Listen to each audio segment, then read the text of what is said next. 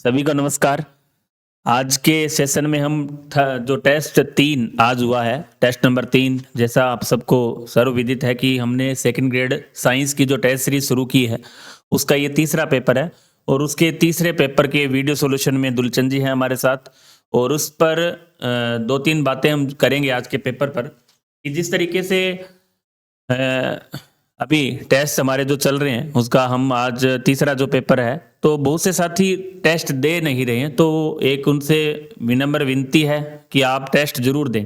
आपने यदि test series ले रखी है तो आप टेस्ट दें, इसका फ़ायदा आपको मिलेगा। आप ये ना सोचें कि हमारे नंबर कम आएंगे, या आप भयभीत होने की ज़रूरत नहीं। आपको भय नहीं लेना है, टेस्ट से आपको डरना नहीं है, क्योंकि एक दिन ऐसा आएगा कि उस दिन हमें मेन पेपर में भी बैठना है।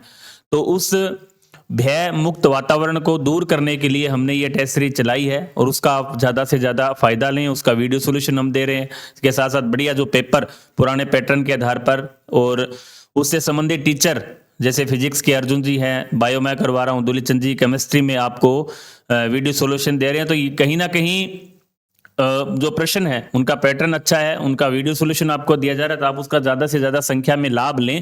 और अभी तक आपने परचेज नहीं किया है कोर्स, तो आप ऐप पर जाकर एग्जाम हेल्प सूरतगढ़ के नाम से एक जो एप्लीकेशन है उस पर जाकर आप उसको परचेज कर सकते हैं।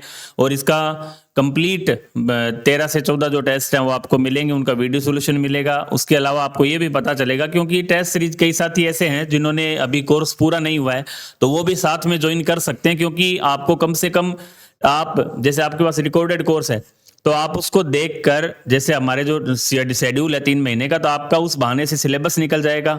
इसके साथ साथ आपको ये भी पता चलेगा कि इस प्रकार के प्रश्न एग्जाम में इस टॉपिक से पूछे जाते हैं। टॉपिक वाइज टेस्ट सीरीज है, हर पेपर में आपको 150 प्रश्न मिल रहे हैं। 45 बायो के, 45 केमिस्ट्री के और 40 फिजिक्स के, टीचिंग मेथड के 150 प्रश्न है। इसके साथ साथ मैं खुद बायो के नोट्स भी इसमें डाल रहा हूं, तो आप उनको भी जरूर देखें टॉपिक वाइज। जैसे जैसे आपके टेस्ट चल रहे हैं उसके अनुसार, या कुछ ऐसे टॉपिक हैं जो मैं खुद बनाकर और फिर अपलोड कर रहा हूँ। जरूरी नहीं है टेस्ट वाले ही हो, कुछ ऐसे टॉपिक जिनका टेस्ट हो गया है, जिनका टेस्ट नहीं भी हुआ है, तो वो टॉपिक धीरे धीरे जैसे जैसे तैयार हो रहे हैं वो ऐप के अंदर अपलोड हो रहे हैं। तो आप सभी इस टेस्ट का लाभ लें और कोशिश करें कि एग्जाम, क्योंकि जब आप पहली बार टेस्ट देते हैं तो उसमें हमें समय लगता है। आप ये ना सोचें कि हमारी रैंक नहीं आ रही, रैंक की तरफ ना देखें, आप ये देखें हमें, हमारे में सुधार कितना हो रहा है। आप सुधार करें। जो टॉपिक नहीं भी हुए, आपको पता भी नहीं है, तो आप टेस्ट के बाद उनका सॉल्यूशन देखें, खुद करने का प्रयास करें, ताकि आने वाली जो टेस्ट सीरीज होगी 3 नंबर, उसमें जब तक आप पूरा सिलेबस भी आपका कंप्लीट हो जाएगा, आपको ये भी पता चल जाएगा कि किस प्रकार के प्रश्न पुटअप होते हैं, तो आपका सुधार और अधिक होगा। तो अभी हम 45 जो प्रश्न है केमिस्ट्री के दुलचंद जी उसको करवाएंगे, तो आप अच्छे से उनको करें और उनका बार बार है जो अभ्यास करें।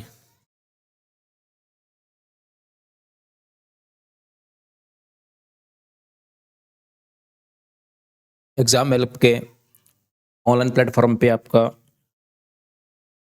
एक बार पुनः हार्दिक स्वागत और अभिनंदन है।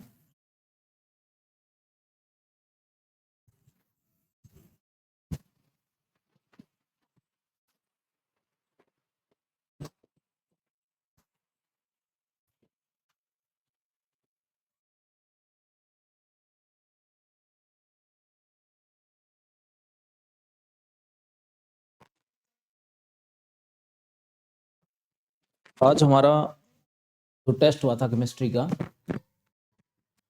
वो टॉपिक एटॉमिक स्ट्रक्चर, और उस टेस्ट के जो 45 क्वेश्चंस हैं उनको आज अपन सॉल्व करेंगे।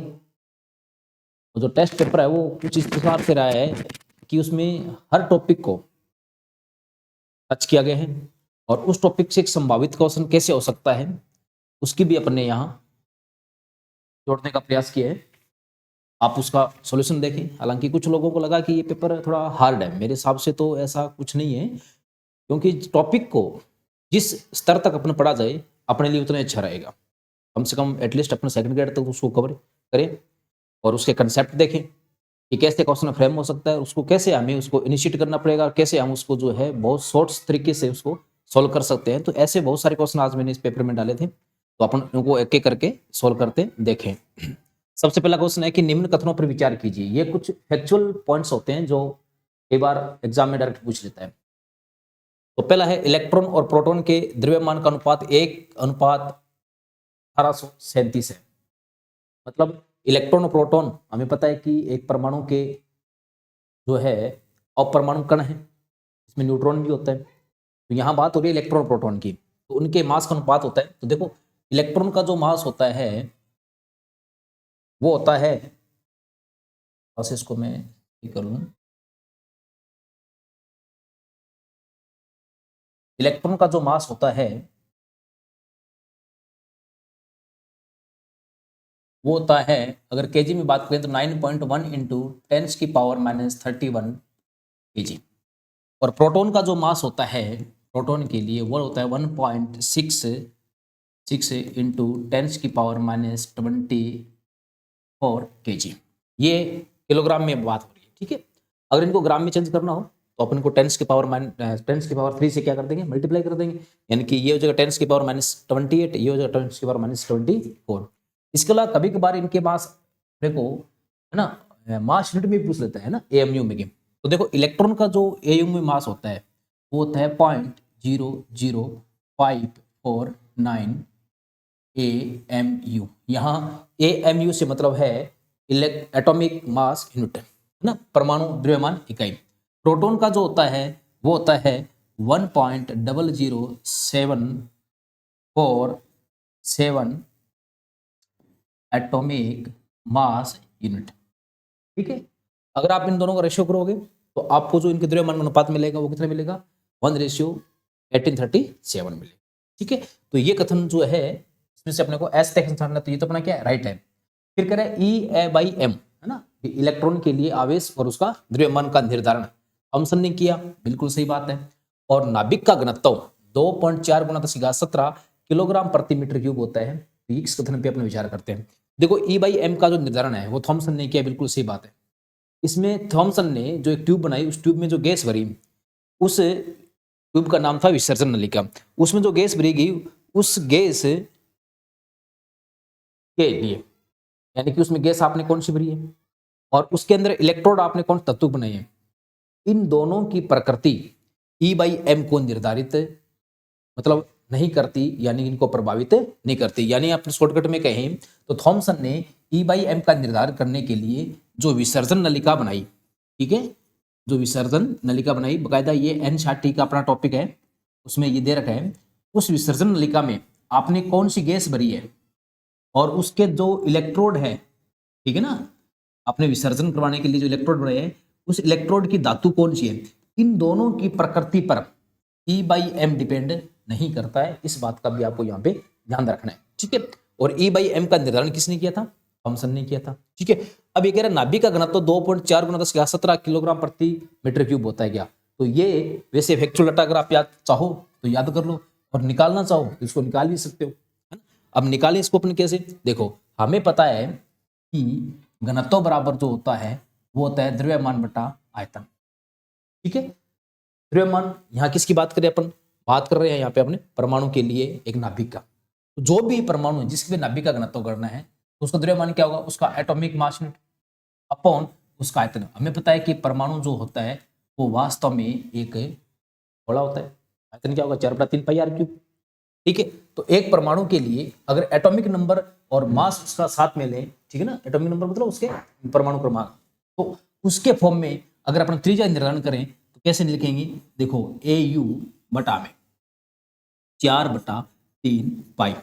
अब देखो त्रिज्या, परमाणु की त्रिज्या, हमें जो त्रिज्या है उसको कोरिलेट करनी है उस परमाणु के एटॉमिक नंबर से, क्यों एटॉमिक मास से क्यों करनी है, क्योंकि अलग अलग परमाणुओं के लिए परमाणु त्रिज्या क्या होती है, अलग अलग होती है। तो उसको अगर अपन कोरिलेट करें तो उस त्रिज्या का मान होता है 1.5 × 10⁻15, ये A एटॉमिक मास 1/3 और ये त्रिज्या की 3। ये क्या चीज है, ये है त्रिज्या जो, ठीक है ना, जो परमाणु आप त्रिज्या ले रहे हो उस त्रिज्या का उसके एटॉमिक मास से क्या संबंध है, ये उसका क्या एटॉमिक मास है, ठीक है। अब देखो एटॉमिक मास जो है, ठीक है, इसको अगर अपन बात करें नाभिक के लिए तो हमें पता है कि नाभिक में, ठीक है ना, वास्तव में क्या होता है, प्रोटॉन। एक प्रोटॉन का आवेश मास कितना होता है वो होता है 1.66 इंटू 10⁻⁻27 kg। आप इसको ग्राम में भी ले सकते हो, ठीक है। अच्छा, ये जो a है ये 1/3 है, तो इस a से ये a क्या हो जाएगा, 16 हो जाएगा, क्योंकि अपन तो सभी नाभिक परमाणुओं के नाभिक के लिए बात कर रहे हैं, ठीक है। अब अगर ये सारे डाटा रखें, ठीक है ना, तो ये नीचे क्या रखेंगे अपन, 4/3 पाई, पाई का मान कितना 3.14 ले लो या 22/7 ले लो, इंटू 1.2 इंटू 10⁻⁻15 की पावर क्या करो आप 3, ठीक है। अब देखो ये ए से क्यों 16, क्योंकि 1/3 है, तो 3 से 3 16 हो जाएगा, तो ए की पावर 1 बचेगी, 1 बचेगी, तो इसे 1 से 1 क्या हो जाएगा, 16 हो जाएगा। जब आप इन दोनों को सोल्व करोगे, इस पूरे को आप सोल्व करोगे, तो क्या होगा, इस पूरे को सोल्व करने पर आपके पास ये ऑप्शन है 2.41 kg प्रति मीटर क्यूब, ठीक है। तो ये अपने को वैसे आप चाहो तो याद भी रख सकते हो। फिर तीसरा क्वेश्चन है, प्रोटॉन तथा अल्फा कण के लिए विशिष्ट आवेश का अनुपात 1:2 होता है। बिल्कुल सही बात है। प्रोटॉन की बात करें तो प्रोटॉन पर चार्ज कितना होता है, इलेक्ट्रॉन के बराबर, बाद इतना इलेक्ट्रॉन पे माइनस का होता है, प्रोटॉन पे किस होता है, प्लस का। अल्फा कण, तो अल्फा कण में क्या होते हैं, 2 प्रोटॉन होते हैं, है ना। वास्तव में अल्फा कण होता है क्या, हीलियम का नाभिक होता है, उसमें कितने प्रोटॉन होते हैं, 2 प्रोटॉन, ठीक है। इन दोनों अनुपात निकालो, कितना आएगा आपके पास, 1:2 आएगा, ठीक है। तो ये कथन भी अपना क्या है, सत्य है, ये भी सत्य है और ये भी सत्य है। कैथोड किरणें इलेक्ट्रॉन पुंज है, ये उच्च वोल्टेज और निम्न दाब पर उत्पन्न होती है। बिल्कुल सही बात है, ठीक है ना। जब इलेक्ट्रॉन की खोज हुई थी तो उस समय देखा गया कि कुछ किरणें जो है उत्सर्जित होती है, वास्तव में क्या थी, इलेक्ट्रॉन पुंज थी, इलेक्ट्रॉन का एक क्या था, बीम था, ठीक है ना।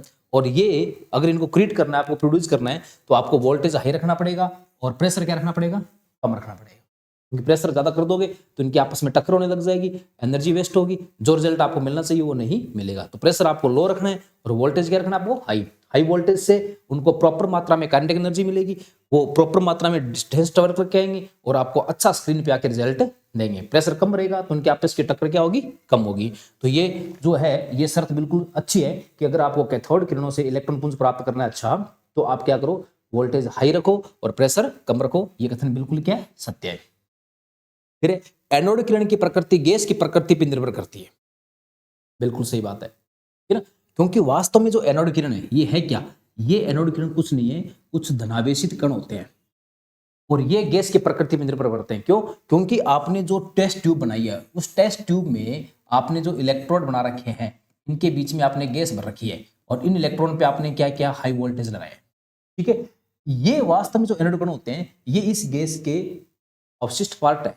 इलेक्ट्रॉन निकलने के बाद में जो पिछ धनावेशित पार्ट बचता है गैस का, वो क्या है, ये है एनोड कण, ठीक है। तो ये वास्तव में गैस की प्रकृति पे क्या करते हैं, निर्भर करते हैं। लेकिन कैथोड किरणें निर्भर नहीं करती, क्योंकि ये तो इलेक्ट्रॉन है निकलते हैं। और एनोड किरण क्या होती है, धनावेशित कण होते हैं, जो वास्तव में क्या होते हैं कि उस गैस से इलेक्ट्रॉन निकलने के बाद में जो पीछे धनावेशित पार्ट जो बचा है ना, जैसे मान लो मैंने उसमें गैस भर रखी है, एग्जाम्पल के तौर पर जैसे मान लो मैंने हाइड्रोजन गैस भर रखी है, तो इस हाइड्रोजन से इलेक्ट्रॉन निकलने के बाद में जो पीछे H+ बचा है ना, ये है, ठीक है, एनोड कण। तो ये गैस की प्रकृति पर निर्भर करेगा कि आपने नाइट्रोजन भर रखी है, हाइड्रोजन भर रखी है, कौन सी गैस भर रखी है, उस पर निर्भर अवश्य करता है। तो कुल मिला के ये सारे के सारे कथन क्या है, सत्य है। तो इनमें से असत्य कथन कोई सा भी नहीं है, ठीक है। ये अपने को ध्यान रखना है। नेक्स्ट क्वेश्चन चले अपन 2 नंबर। इसी तत्व का परमाणु भार 39 है, एटॉमिक मास जो है, इसके नाभिक में न्यूट्रॉन की संख्या प्रोटॉन की संख्या से 1 अधिक है। तो परमाणु में प्रोटॉन, न्यूट्रॉन, इलेक्ट्रॉन क्रमशः होंगे, ठीक है। तो देखो ये कह रहा है न्यूट्रॉन की संख्या प्रोटॉन की संख्या से क्या है, 1 अधिक है।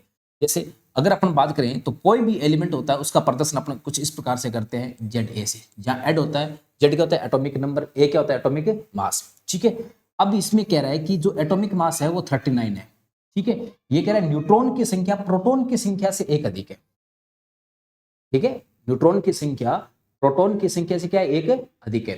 तो अगर न्यूट्रॉन की संख्या प्रोटॉन की संख्या से 1 अधिक है तो उसका जो Z होगा वो कितना होगा, 19 होगा, ठीक है। अब क्या पूछ रहा है, तो परमाणु में प्रोटॉन, न्यूट्रॉन, इलेक्ट्रॉन कितने होंगे, ठीक है। तो देखो सबसे पहले अपन बात करें प्रोटॉन, तो हमें पता है कि उदासीन परमाणु में प्रोटॉन जो होते हैं वो उसकी एटॉमिक नंबर यानी कि Z के क्या होते हैं, बराबर। Z कितना है इसका, 19, प्रोटॉन कितने होंगे, ठीक है, प्रोटॉन कितने होंगे उसके, 19। अब उसके बाद में कह रहा है कि न्यूट्रॉन कितने होंगे, ठीक है। न्यूट्रॉन से पहले अपन इलेक्ट्रॉन देख लेते हैं, ठीक है। तो इलेक्ट्रॉन क्या होते हैं, अगर उदासीन परमाणु है तो इलेक्ट्रॉन के नंबर किसके बराबर होंगे, प्रोटॉन के बराबर होंगे, यानी कि ये भी कितने होंगे, ठीक है। अब पीछे पीछे न्यूट्रॉन, तो न्यूट्रॉन वास्तव में क्या होते हैं, न्यूट्रॉन होता है A माइनस जेड, यानी कि एटॉमिक मास में से आप अगर तो जेड घटा दो, A कितना है अपना 39, जेड कितना है अपना 19, तो न्यूट्रॉन कितने होंगे 20। अब देखो क्वेश्चन क्या कह रहा है, क्वेश्चन कह रहा है कि नाभिक में न्यूट्रॉन की संख्या प्रोटॉन की संख्या से अधिक है। प्रोटॉन कितने हैं 19, न्यूट्रॉन कितने हैं 20, ठीक है। प्रोटॉन 19, न्यूट्रॉन कितने 20, और उसके बाद में इलेक्ट्रॉन कितने इसके, इलेक्ट्रॉन भी 19, प्रोटॉन न्यूट्रॉन और इलेक्ट्रॉन, तो कथन ये सही है। इस कथन को देखें तो देखो ये कह रहा है कि प्रोटॉन कितने 19, न्यूट्रॉन कितने 19, तो यहाँ तो दोनों बराबर हो गए, तो ये कथन हो ही नहीं सकता। यहाँ देखो यहाँ प्रोटॉन कितने 20, न्यूट्रॉन कितने 19, तो न्यूट्रॉन प्रोटॉन से क्या हो गए, कम हो गए, तो ये कथन भी नहीं हो सकता। यहाँ देखो प्रोटॉन कितने 20, न्यूट्रॉन कितने 19, ये भी कम हो गया, तो ये भी ऑप्शन नहीं हो सकता। अगर अपन क्वेश्चन पढ़ के सीधा इससे करें तो भी ओपन हो सकता है, ठीक है। और ऐसे अगर इससे करना हो तो देखो अगर आपको A और Z दे रखा हो और आपसे प्रोटॉन पूछे तो प्रोटॉन हमेशा किसके बराबर होगा, Z के बराबर, लेकिन शर्त है कि परमाणु कैसा होना चाहिए, उदासीन होना चाहिए। दूसरी बात, इलेक्ट्रॉन किसके बराबर होंगे, प्रोटॉन के बराबर होंगे। शर्त क्या है, उदासीन परमाणु के लिए, ठीक है, क्योंकि परमाणु पर अगर प्लस बदलता है ना, चार्ज बदलता है प्लस या माइनस से, तो नंबर ऑफ इलेक्ट्रॉन क्या हो जाते हैं, चेंज हो जाते हैं, ठीक है। और आपसे न्यूट्रॉन पूछे तो न्यूट्रॉन आप हमेशा कैसे निकालोगे, A माइनस जेड करके, ठीक है। तो ये किसी भी परमाणु से इलेक्ट्रॉन प्रोटॉन निर्धारित करने की क्या है, ट्रिक है, ठीक है, इसको अपन कर सकते हैं। थर्ड क्वेश्चन, आइसोएस्टर क्या है। तो देखो आइसोएस्टर क्या होते हैं, कि आइसोएस्टर होते हैं जिनमें दो चीज सेम हो, एक तो परमाणु संख्या सेम, जिसमें परमाणु संख्या समान, पहली शर्त ये होनी चाहिए। दूसरी शर्त क्या है कि उनमें इलेक्ट्रॉन की संख्या भी समान हो, इलेक्ट्रॉन की संख्या भी क्या हो, समान हो। अगर कोई ग्रुप इस दोनों बातों की पालना करता है तो आइसोएस्टर। हम देखें इसमें कौन सा, पहले इसके लिए बात करें तो इसमें नंबर ऑफ एटम कितने हैं, नंबर ऑफ एटम है 2 और 3, और इलेक्ट्रॉन कितने इसमें देखो 18 16 तो इसके हो गए ऑक्सीजन के, और 7 इसके हो गए 16 और 7 के 23, और एक माइनस वाला 24। इसमें देखें तो नंबर ऑफ एटम कितने 3, इलेक्ट्रॉन देखें तो कितने होंगे इसमें 24, क्योंकि एक ऑक्सीजन के ऑलमोस्ट एक ऑक्सीजन कितने होते हैं, सॉरी 8 होते हैं, तो 3 में कितने हो गए 24, यानी कि इन दोनों में number of atom number of electron क्या है, सेम है, तो ये क्या है आइसोएस्टर है। क्या इन दोनों में है क्या, देखो इसमें कितने 2 और 1 3 एटम है, लेकिन 4 1 5 एटम हो गए, तो ये तो नहीं हो सकता। इसमें देखो 3 एटम, इसमें कितने हो गए 4 एटम, इसमें कितने हो गए 3 एटम, तो ये भी नहीं हो सकता। इसमें देखो 4 1 5 एटम, इसमें 3 एटम है, तो ये भी नहीं हो सकता। तो वास्तव में आइसोएस्टर क्या होते हैं, जिनमें परमाणुओं की संख्या और इलेक्ट्रॉन की संख्या क्या हो, समान हो, उस पेयर को हम क्या कहेंगे, आइसोएस्टर कहेंगे, ठीक है। नेक्स्ट, किस धनायन में यौगिक ऋणायन के साथ सम इलेक्ट्रॉनिक है। सम इलेक्ट्रॉनिक का मतलब होता है किसमें इलेक्ट्रॉन की संख्या समान है।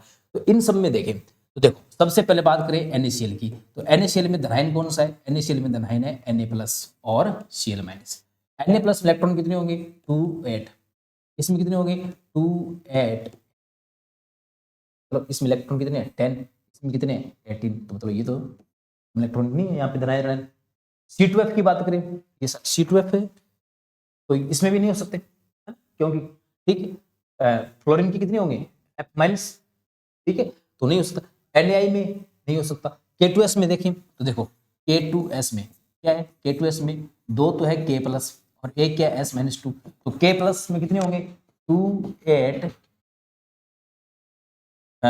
वैसे पोटेशियम में कितने होते हैं 19 होते हैं, तो कितने होंगे इसमें 2 8 8, ठीक है, और इसमें कितने होंगे 2 8 8, क्योंकि वैसे 2 8 6 होता है, तो इसने ले रखे तो कितने हो गए 8, यानी कि इसमें भी 18 है, इसमें भी कितने हैं 18 है, तो ये क्या है इसमें धनायन और ऋणायन आपस में क्या है सम इलेक्ट्रॉनिक है, ठीक है, बाकी में नहीं होंगे।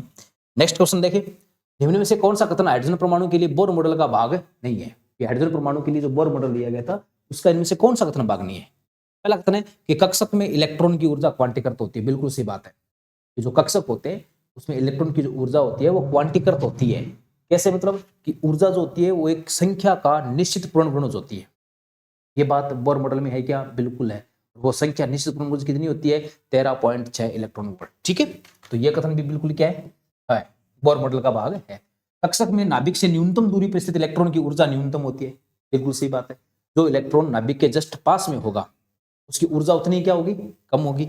ये कथन भी बिल्कुल क्या है, सत्य है। ठीक है ना। इलेक्ट्रॉन विभिन्न कक्षकों में नाभिक के चारों ओर चक्कर लगाते हैं, बिल्कुल सही बात है। ये भी बोर मॉडल में कहा गया है।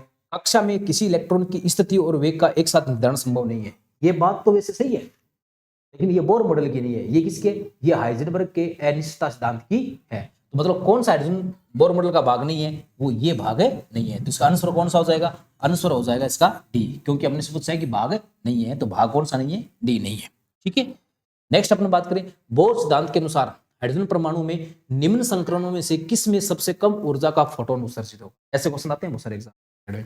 तो देखो अगर अपने को ऊर्जा का पूछे है ना, तो फोटो अगर कोई इलेक्ट्रॉन, ठीक है, दो कक्षकों के बीच संक्रमण करे तो उत्सर्जित ऊर्जा के लिए जो फॉर्मूला होता है वो ये होता है कि कितनी ऊर्जा उत्सर्जित होगी, वो होता है 13.6 सॉरी माइनस 13.6 जेड स्क्वायर 1/, एक मिनट इसको मैं थोड़ा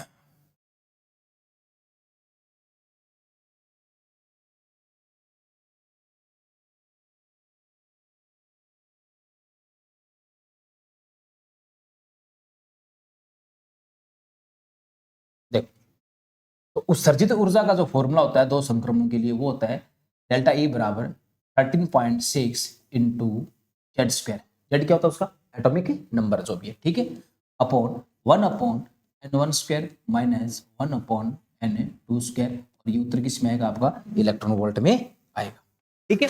अब ये कह रहा है कि ये जो ऊर्जा है ये उत्सर्जन कम होना चाहिए। तो कम कब होगा, नंबर एक बात, जब जेड क्या हो, कम हो, क्योंकि जेड के समानुपाती है। तो जेड तो यहाँ पे हाइड्रोजन के लिए है तो सेम ही रहेगा। तो ये जो संक्रमण है n1 और n2, अगर इनके मान ज्यादा होंगे, इनके मान क्या होंगे, ज्यादा, अगर इन दोनों के मान ज्यादा होंगे तो ये वैल्यू कम आएगी।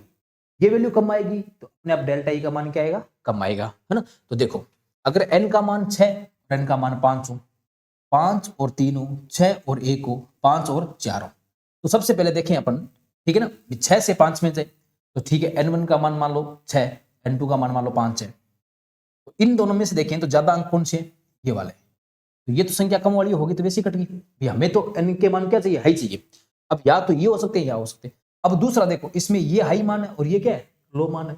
अपने तो हाई वाला मान चाहिए, क्योंकि अपना क्वेश्चन क्या कर रहा है कि ऊर्जा क्या आनी चाहिए, कम आनी चाहिए। तो कम कब आएगी, जब इनके मान कम होंगे, इनके मान क्या होंगे, ज्यादा होंगे। और उनके मान ज्यादा होंगे तो ये वैल्यू अपने आप क्या आएगी, पूरी पूरी कम आएगी। और ये वैल्यू कम आएगी तो सीधी सी बात है एनर्जी अपने आप क्या हो जाएगी, कम हो जाएगी। यानी कि n1 और n2 का मान हाई होनी चाहिए। तो इन चारों ऑप्शन को देखें तो कौन सा ऑप्शन होगा, ए ऑप्शन होगा, ठीक है ना। तो n1 और n2 का मान क्या होना चाहिए आपके पास से, हाई होना चाहिए, और उससे डेल्टा ई का मान अपने आप क्या हो जाएगा, कम हो जाएगा। नेक्स्ट क्वेश्चन नंबर 7 कह रहा है कि हाइड्रोजन का स्पेक्ट्रम संभवतः लिथियम प्लस के समान है। बिल्कुल सही बात है, क्योंकि हाइड्रोजन में कितने इलेक्ट्रॉन होते हैं, 2 इलेक्ट्रॉन, और लिथियम प्लस में भी कितने होते हैं, 2 इलेक्ट्रॉन। यानी कि दोनों का स्पेक्ट्रम क्या आएगा, सेम आएगा। दूसरा पॉइंट है, प्लांक के क्वांटम सिद्धांत के अनुसार एक क्वांटा से संलग्न ऊर्जा का परिमाण आवर्ती के अनुपातिक होता है। अनुपातिक मतलब समानुपातिक होता है ना। तो बिल्कुल प्लांक ने यह कहा था कि किसी भी प्रकाश के फोटोन की जो ऊर्जा होती है वो E बराबर होती है H इंटू, यानी कि जो एनर्जी होगी वो वास्तव में आवर्ती के अनुपातिक यानी कि समानुपाती होगी। आवर्ती बढ़ेगी तो एनर्जी बढ़ेगी, आवर्ती घटेगी तो एनर्जी घटेगी। अगर इसको अपने तरंग दैर्ध्य से कोरिलेट करें तो क्या होगा, E बराबर hc/λ, यानी कि अगर तरंग दैर्ध्य ज्यादा होगी तो ऊर्जा क्या होगी, कम होगी। ये बात तो प्लांक के क्वांटम सिद्धांत आपने पढ़ी है, ठीक है। ये कह रहा कि परिमाण आवर्ती के अनुपातिक होता है, तो ये कथन भी बिल्कुल सही है। हाइड्रोजन स्पेक्ट्रम में लाइमन श्रेणी की विभिन्न रेखाएं यूवी क्षेत्र में होती है। बिल्कुल सही बात है, लाइमन श्रेणी की जो रेखा वो कौन क्षेत्र में होती है, यूवी, यानी कि पराबैंगनी क्षेत्र में होती है। बिल्कुल कथन सत्य है। अगर लाइमन श्रेणी की यूवी क्षेत्र में है ना, तो लाइमन के बाद में कौन सी आती है, बामर। बामर किस में होती है, बामर होती है विजिबल में, यानी कि दृश्य प्रकाश में, ठीक है। बामर के बाद में पाश्चन, ब्रैक्ट, ठीक है, पाश्चन, ब्रैक्ट, फुंड है, ये सारी किस में होती है, ये सारी की सारी होती है अवरक्त में, इंफ्रारेड में होती है, सारी की सारी अवरक्त में। ये भी अवरक्त में और ये भी अवरक्त में। अब कई भी कबार क्या है कि क्वेश्चन पूछ लेता है कि हाइड्रोजन स्पेक्ट्रम की ऐसी कौन सी श्रेणी है जिसको देखने के लिए हमें माइक्रोस्कोप यानी कि सूक्ष्मदर्शी की आवश्यकता नहीं पड़ती, ठीक है। तो वो कौन सी होती है, बामर। क्यों, क्योंकि बामर श्रेणी के अंदर दृश्य प्रकाश की श्रेणी आती है, और दृश्य प्रकाश को हम आराम से आंखों से देख सकते हैं, ठीक है। तो लाइमन यूवी में, बामर विजिबल यानी कि दृश्य स्पेक्ट्रम में, बाकी सारे किस में आते हैं, अवरक्त में आते हैं। ये अपने को ध्यान रखना है। फिर है 2px से 2py में संक्रमण से एक स्पेक्ट्रल रेखा प्राप्त होगी। ठीक है, देखो पहली बात, ये कथन सही है गलत है? 2px से 2py में इलेक्ट्रॉनिक संक्रमण नहीं हो सकता। क्यों? क्योंकि 2px और 2py ये दोनों कैसे हैं? ये समभ्रंश यानी कि पुनर्जनित कक्षक है। कैसे कक्षक है? ये पुनर्जनित है। ठीक है, इनकी ऊर्जा क्या होती है? समान। और क्या समान ऊर्जा के कक्षकों के बीच इलेक्ट्रॉन का ट्रांजैक्शन हो सकता है क्या? कभी नहीं हो सकता। इलेक्ट्रॉन का ट्रांजैक्शन यानी संक्रमण नहीं हो सकता, तो क्या आपको कोई स्पेक्ट्रल रेखा मिलेगी क्या? कभी नहीं मिलेगी। तो इनमें से सत्य कथन कौन सा है? सत्य कथन इसमें फर्स्ट, सेकंड और थर्ड है। ठीक है, तो कथन क्या है? ये असत्य है, इनमें संक्रमण नहीं हो सकता। क्यों नहीं हो सकता? क्योंकि ये कैसे ऑर्बिट है? ये समभ्रंश ऑर्बिट है, आपस में समान ऊर्जा वाले ऑर्बिट है। फिर नेक्स्ट क्वेश्चन नंबर 8, एक परमाणु के तीसरी कक्षा में इलेक्ट्रॉन की ऊर्जा -e है, तो प्रथम कक्षा में इलेक्ट्रॉन की ऊर्जा कितनी होगी? कोई परमाणु है, उसकी तीसरी कक्षा में। ठीक है, अपने को नहीं देगी। तो देखो वास्तव में इलेक्ट्रॉन की ऊर्जा क्या होती है? इलेक्ट्रॉन की जो ऊर्जा होती है वो होती है, ठीक है, -13.6 Z² अपॉन N²। इसमें ये इलेक्ट्रॉन वोल्ट। प्रश्न क्या कह रहा है? एक परमाणु की तीसरी कक्षा में इलेक्ट्रॉन की ऊर्जा -e है, -e ऊर्जा है। कौन सी कक्षा में? तीसरी में। यानी कि ठीक है, परमाणु कोई सा मान लो Z परमाणु क्रमांक उसका, तीसरी कक्षा के लिए यहाँ पे क्या आ जाएगा? (3)² आ। ये बात है। तो प्रथम कक्षा में इलेक्ट्रॉन ऊर्जा क्या होगी? यानी कि n का मान जब 1 हो तो ऊर्जा क्या होगी? यानी कि हमें क्या निकालनी है? E निकालनी है। ठीक है, E2 मान लो। ठीक है, तो क्या होगी? तो देखो इसके लिए क्या होगी? 3.6 इंटू Z² अपॉन। ठीक है, अब देखो Z अपने यहां से निकाल लेंगे, तो अगर मुझे E2 निकालनी है तो मैं क्या लिखूंगा? बराबर -13.6 इंटू Z का मान यहां से क्या आएगा? Z का मान आपके पास यहां से आएगा, ये अगर यहां से Z निकालोगे तो आपके पास मान क्या आएगा? E इंटू 3² अपॉन, ठीक है, Z² का मान निकालोगे तो आपके पास आएगा, ठीक है, अपॉन -13.6।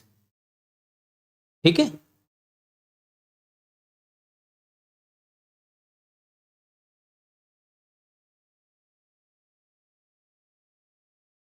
थोड़ा सा इसको क्लियर नहीं कर लेते हैं अपना।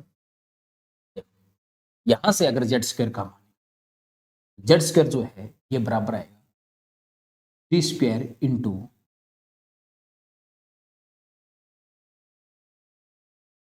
-e अपॉन -13.6 इलेक्ट्रॉन, सॉरी कोई नहीं आएगी यहाँ पे क्योंकि Z इधर। ठीक है, अब देखो ये कह रहा है अपने को कि उसके प्रथम कक्षा में ऊर्जा कितनी होगी? तो प्रथम कक्षा में ऊर्जा पूछिए तो E बराबर किसका होगा? -13.6 इंटू Z² अपॉन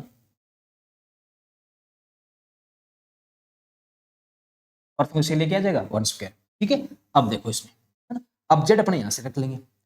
E बराबर क्या आएगा? E बराबर आएगा -13.6 इंटू Z² का मान ये रहा, यानी कि 9 इंटू -e बटा, ठीक है, -13.6, तो ये -13.6 तो एनर्जी कितनी आएगी इसकी? इसकी आ गई -9 इंटू, यानी कि ऑप्शन कौन सा हो जाएगा? ठीक है, तो ये एनर्जी पे मतलब इस टाइप का क्वेश्चन, छोटा सा क्वेश्चन है, छोटा सॉल्यूशन इसका आ सकता है। ठीक है, तो मैंने पहले आपको इसको मतलब दोनों स्टेप करके दिखा दिए। पहले मैं डायरेक्ट इसको यहां से ले जा रहा था, फिर मैंने कहा चलो दोनों स्टेप बता देते हैं इसमें। नेक्स्ट क्वेश्चन देखो, क्वेश्चन नंबर 9, यदि हाइड्रोजन इलेक्ट्रॉन पांचवें कोष से पहले कोष के बीच संक्रमण करता है तब उसके स्पेक्ट्रम में रेखाओं की संख्या कितनी होगी? यानी कि कितनी स्पेक्ट्रम में रेखाएं आएंगी? तो स्पेक्ट्रम में रेखाओं की संख्या निकालनी है तो उसके लिए फॉर्मूला होता है। ठीक है, वो क्या होता है? N2 minus N1 into N2 minus N1 plus 1 upon 2 कर दो इसको। ठीक है, अब देखो N2 कौन सा होता है? बाद वाला। N1 कौन सा होता है? पहले वाला। पांचवें कोष से पहले कोष यानी कि 5 माइनस 1, ठीक है, इंटू 5 माइनस 1 प्लस 1 अपॉन, ये कितना हो गया? 5 माइनस 1 कितना हो गया? 4 इंटू ये कितना हो गया? 5 अपॉन 2, यानी कितनी रेखाएं आएंगी? 10 रेखाएं आएंगी। ये फॉर्मूला होता है कि अगर आपको संक्रमण दे रखा हो तो संक्रमण से आप स्पेक्ट्रम रेखाएं कैसे निकाल सकते हैं, इसका आपको ध्यान रखना है। नेक्स्ट क्वेश्चन, क्वेश्चन नंबर 9 कर लिया क्या अपने? हाँ 9 अपना हो गया। 10 नंबर देखो, हाइड्रोजन परमाणु की मूल अवस्था ऊर्जा -13.6 इलेक्ट्रॉन वोल्ट है, तो हीलियम प्लस की द्वितीय अवस्था की ऊर्जा क्या होगी? मूल का मतलब n बराबर कितने के लिए? ठीक है, अब ये कह रहा है हीलियम प्लस की द्वितीय उत्तेजित अवस्था मतलब n बराबर कहां पे 3, ठीक है। तो देखो अगर द्वितीय उत्तेजित अवस्था की ऊर्जा अगर आपसे पूछिए, है ना, तो प्रश्न क्या कह रहा है, हाइड्रोजन के लिए मूल ऊर्जा कितनी है, -13.6, यानी कि Z² ये ऊर्जा होती है इलेक्ट्रॉन वोल्ट। तो अगर अपन बात करें मूल अवस्था के लिए, 13.6 गुणा हाइड्रोजन के लिए Z कितना होगा 1 और N कितना होगा 1, ठीक है। तो मूल कितनी आएगी, मूल आएगी -13.6 इलेक्ट्रॉन वोल्ट, जो कि अपने को प्रश्न में दे रखी है, ठीक है। अब कह रहा है हीलियम प्लस की द्वितीय उत्तेजित अवस्था ऊर्जा कितनी होगी। तो देखो, तो हीलियम के लिए अगर अपन बात करें, ठीक है, तो हीलियम के लिए क्या होगा, -13.6 गुणा Z²/N², तो -13.6 गुणा Z हीलियम के लिए कितना होता है 2, तो 2 की स्क्वायर अपॉन इसके लिए n कितना होगा, देखो n का मान, कौन सी ऊर्जा पूछी अपने से, द्वितीय उत्तेजित अवस्था। द्वितीय उत्तेजित अवस्था मतलब इलेक्ट्रॉन कौन से अंदर है, कौन से में, 30 में, प्रथम पहले से दूसरे में, द्वितीय पहले से तीसरे में, तृतीय पहले से, ठीक है ना। तो द्वितीय उत्तेजित अवस्था मतलब n का मान कितना हो गया, n बराबर 3, यहाँ पे क्या करोगे 3 की स्क्वायर। जब आप इसको सोल्व करोगे -13.6 गुणा 2 की स्क्वायर कितनी होगी 4, 3 की स्क्वायर कितनी होगी 9। जब आप इसको सोल्व करोगे तो आपके पास जो उत्तर आएगा वो यानी कि 2, ठीक है, 2 की स्क्वायर से कटेगा ये, या आपके पास आएगा -6.04 इलेक्ट्रॉन, ठीक है। आप आराम से इसको सोल्व करके देखना, मेथड ये रहेगा, ठीक है। नेक्स्ट क्वेश्चन देखो, प्रकाशिक इलेक्ट्रॉन से संबंधित डी ब्रोगली तरंगदैर्घ्य लैम्डा और आपतित विकिरण की आवृत्ति म्यू के साथ निम्नानुसार परिवर्तित होता है। देखो डी ब्रोगली ने क्या किया था, डी ब्रोगली ने कहा था कि कोई भी इलेक्ट्रॉन जब नाभिक के चारों वर्ताकार कक्षों में चक्कर लगाता है तो उसके साथ संबंधित एक तरंग होती है, तो क्या कहते हैं, डी ब्रोगली तरंग कहते हैं। और उसकी तरंगदैर्घ्य के लिए फॉर्मूला दिया था डी ब्रोगली ने, वो दिया था लैम्डा बराबर h/m/v, यानी कि h/, ठीक है। अब ये कह रहा है कि आवर्ती और तरंगदैर्घ्य के साथ उसको क्या करना है, आपको समझना है। इलेक्ट्रॉन के लिए, तो इलेक्ट्रॉन के लिए देखो, अगर मैं इस m को, इलेक्ट्रॉन है, उस इलेक्ट्रॉन की गतिज ऊर्जा को अगर मैं इससे कनेक्ट कर दूं, ठीक है, तो क्या होगा, देखो अगर इस m को मैं एक m से गुणा कर दूं और v से गुणा कर दूं, m² क्या हो जाएगा v²। तो अगर मैं ऐसे इनका फॉर्मूला बनाऊं तो वो बनेगा लैम्डा बराबर h/√2m into ke, 2m into के, ठीक है ना। देखो मैंने, ये क्या है, संवेग है, ये क्या है, गतिज ऊर्जा। संवेग और गतिज ऊर्जा में संबंध क्या होता है, देखो ध्यान, ठीक है। देखो गतिज ऊर्जा बराबर क्या होती है, 1/2 m, ठीक है, ये होती है। अब देखो अगर मैं इसको ऊपर भी m से गुणा कर दूं और नीचे भी m से गुणा कर दूं, तो ये गतिज ऊर्जा का फॉर्मूला क्या बन जाएगा, 1/2 m² इंटू v², ठीक है, अपॉन m। देखो m² इंटू v² जो है, इसको मैं p² भी लिख सकता हूं, क्योंकि संवेग बराबर क्या होता है m इंटू v, बटा में क्या बच गया v। तो संवेग p किसके बराबर आ जाएगा, p² बराबर आ जाएगा 2m इंटू ke। तो p बराबर क्या आ जाएगा, p बराबर आ जाएगा 2m इंटू के। मैंने ये तो किया, इस संवेग की जगह ये रखा है। ये कैसे आया, इसका डेरिवेशन ये रहा, ठीक है। अब देखो ध्यान से, ये जो काइनेटिक एनर्जी है, तो हमें वास्तव में आवर्ती की फॉर्म में लेके जाना है इसको। तो कैसे लेके जाएंगे, देखो प्लांक ने जब सिद्धांत दिया था, तो प्लांक आइंस्टीन जो समीकरण होती है ना, प्रकाशिक इलेक्ट्रॉन के लिए आइंस्टीन की जो समीकरण है, उसमें उन्होंने क्या बताया कि जो गतिज ऊर्जा होती है वो क्या होती है, गतिज ऊर्जा होती है कि उस पर कितनी एनर्जी का फोटोन गिरा, एनर्जी क्या होती है h/μ0, फोटोन के लिए μ0, ठीक है। और उसमें से, ठीक है, कितनी एनर्जी जो है उस इलेक्ट्रॉन को वहां से मुक्त होने में लगी। मान लो इतनी एनर्जी का फोटोन गिरा, ठीक है ना, मान लो मैं फोटोन की जो एनर्जी है उसको म्यू से ले लेता हूं, ठीक है, एक मिनट। फोटोन की जो एनर्जी है, मान लो फोटोन गिरा h/μ एनर्जी का, और उसमें से नष्ट होगी h/μ0 किससे, नाभिक के बंधन से मुक्त होने के लिए, जिसको कहते हैं अपन कार्यफलन, ठीक है। तो उसकी गतिज ऊर्जा कितनी होगी, इतनी एनर्जी का फोटोन गिरा, इतनी नष्ट होगी, तो इतनी, इन दोनों का अंतर निकालेंगे तो वो क्या हो जाएगी, गतिज ऊर्जा हो जाएगी। तो अगर इसको मैं यहाँ पुटअप करूं, है ना, इसको मैं यहाँ पुटअप करूं, मेरे पास क्या बनेगा, लैम्डा बराबर है h/2m, ठीक है, h बाहर कॉमन आ जाएगा, म्यू, ठीक है। इसको मैं ऐसे भी लिख सकता हूँ, लैम्डा बराबर h/2m 2mh mu minus mu naught की पावर रूट टर्म तो यहाँ पर आ जाएगी। तो वास्तव में जो तरंग दैर्ध्य है वो म्यू माइनस म्यू नॉट जो है उसके वर्गमूल के वैध क्रमपति है कि नहीं है? बिल्कुल है। इसका ऑप्शन कौन सा होगा? इसका ऑप्शन होगा ये ऑप्शन। ठीक है, तो ये देखो ये लैम्डा ऊपर है, म्यू माइनस म्यू नॉट क्या है? नीचे है। म्यू क्या होती है? आवर्ती होती है। म्यू नॉट क्या है? कार्य करने वाली आवर्ती। तो इन दोनों के क्या होता है? अंतर के वर्गमूल के वैध क्रमपति होता है। तो ये संबंध है। ये आप इतना बड़ा डेरिवेशन अगर आपको तैयार नहीं रहता है तो फिर भी आपको संबंध ये याद रखना है। ये आपके दो जगह काम आएगा, यहाँ एटॉमिक में काम आएगा और फिजिक्स में जब आप पढ़ोगे फोटो इलेक्ट्रिक इफेक्ट वहां भी आपको क्या आएगा? ये काम आएगा। नेक्स्ट क्वेश्चन, लिथियम प्लस 2 के तीसरे और चौथे कक्षों की त्रिज्याओं का अंतर x है, तो हीलियम प्लस के तीसरे और चौथे कक्षों की त्रिज्याओं का अंतर y है, तो x अनुपात y क्या है? देखो एटॉमिक स्ट्रक्चर में जब अपन हाइड्रोजन स्पेक्ट्रम पढ़ते हैं तो जो त्रिज्या होती है उस त्रिज्या का फॉर्मूला क्या होता है? r का मान होता है 0.529 into n square upon z। त्रिज्या किस में थी? ठीक है, n मतलब जिस कोश की बात हो रही है उसका मान, z परमाणु क्रमांक होता है। ठीक है, तो अब इसको अपन अगर प्रश्न के लिए सीख रहे लिथियम प्लस 2 के तीसरे और चौथे कक्षों त्रिज्या का अंतर, तो बात करें अपने त्रिज्या किसकी? लिथियम प्लस 2 की।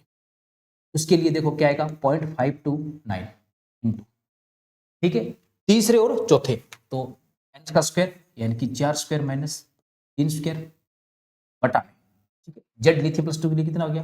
3। ठीक है, तो ये त्रिज्या कितनी मान रखी है उन्होंने? x। अच्छा, अगर अपन त्रिज्या बात करें हीलियम के लिए, त्रिज्या किसकी?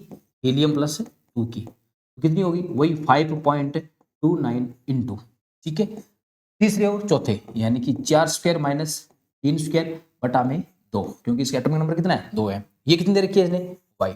अब अगर अपन x अपॉन y करें यानी कि दोनों का अनुपात करें, ठीक है, ये तो कुछ अपने से x अनुपात y, देखो 5.29 से 5.29 कट जाएगा, ऊपर कितना बच गया? ऊपर बच गया, देखो ध्यान से, ये कितना हो गया? ये हो गया 16 माइनस 9 अपॉन 3 अपॉन, ये तो मान किसका हो गया? x का। ये कितना हो गया? 16 माइनस 9 अपॉन 2।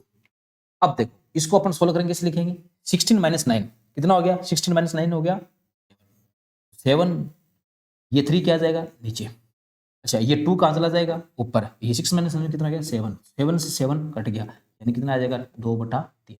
अनुपात कितना जाएगा? 2:3, यानी कि पहला ऑप्शन इसका सही हो जाएगा।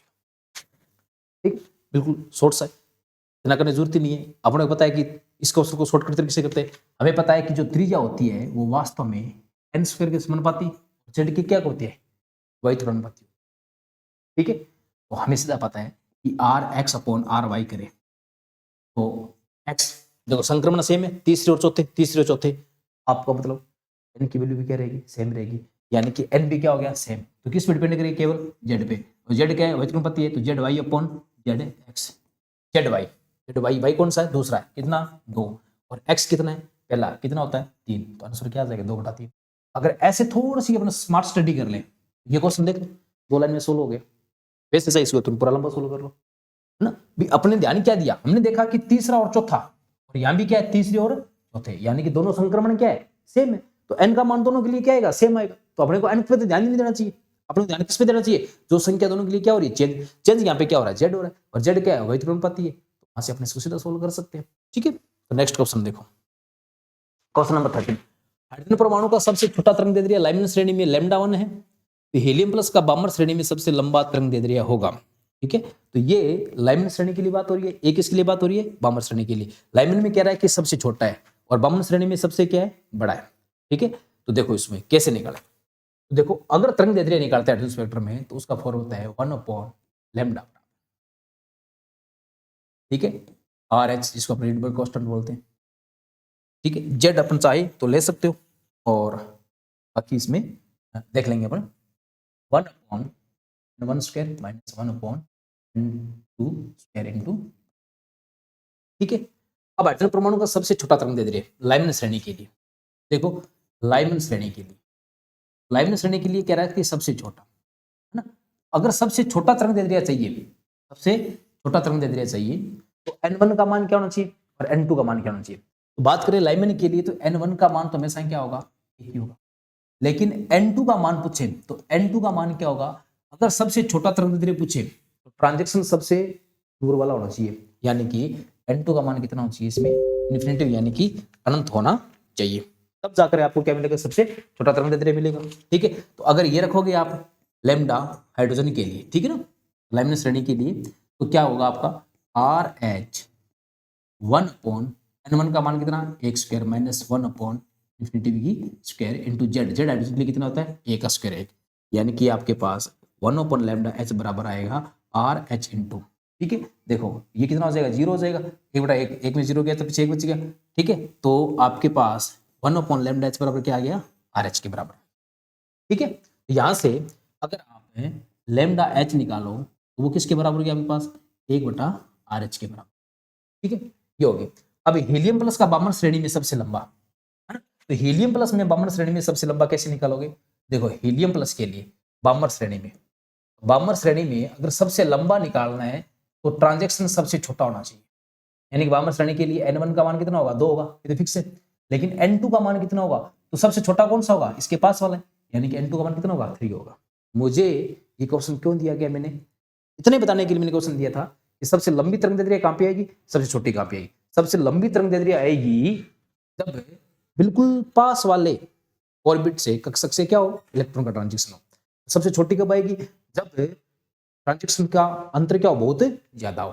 ठीक है, तो यहां अगर आप रखोगे लैम्डा तरंग, अगर इसी निकालोगे आप हीलियम प्लस 2 के लिए, ठीक है ना, बामर श्रेणी के लिए, तो क्या आएगी, RH 1/n1 का स्क्वायर कितना हो गया, n1 यानी कि 2 का स्क्वायर कितना हो गया, 4, n2 का स्क्वायर 1/9, जेड, जेड कितना होता है इसका, हीलियम का 2 की स्क्वायर कितनी होगी, 4।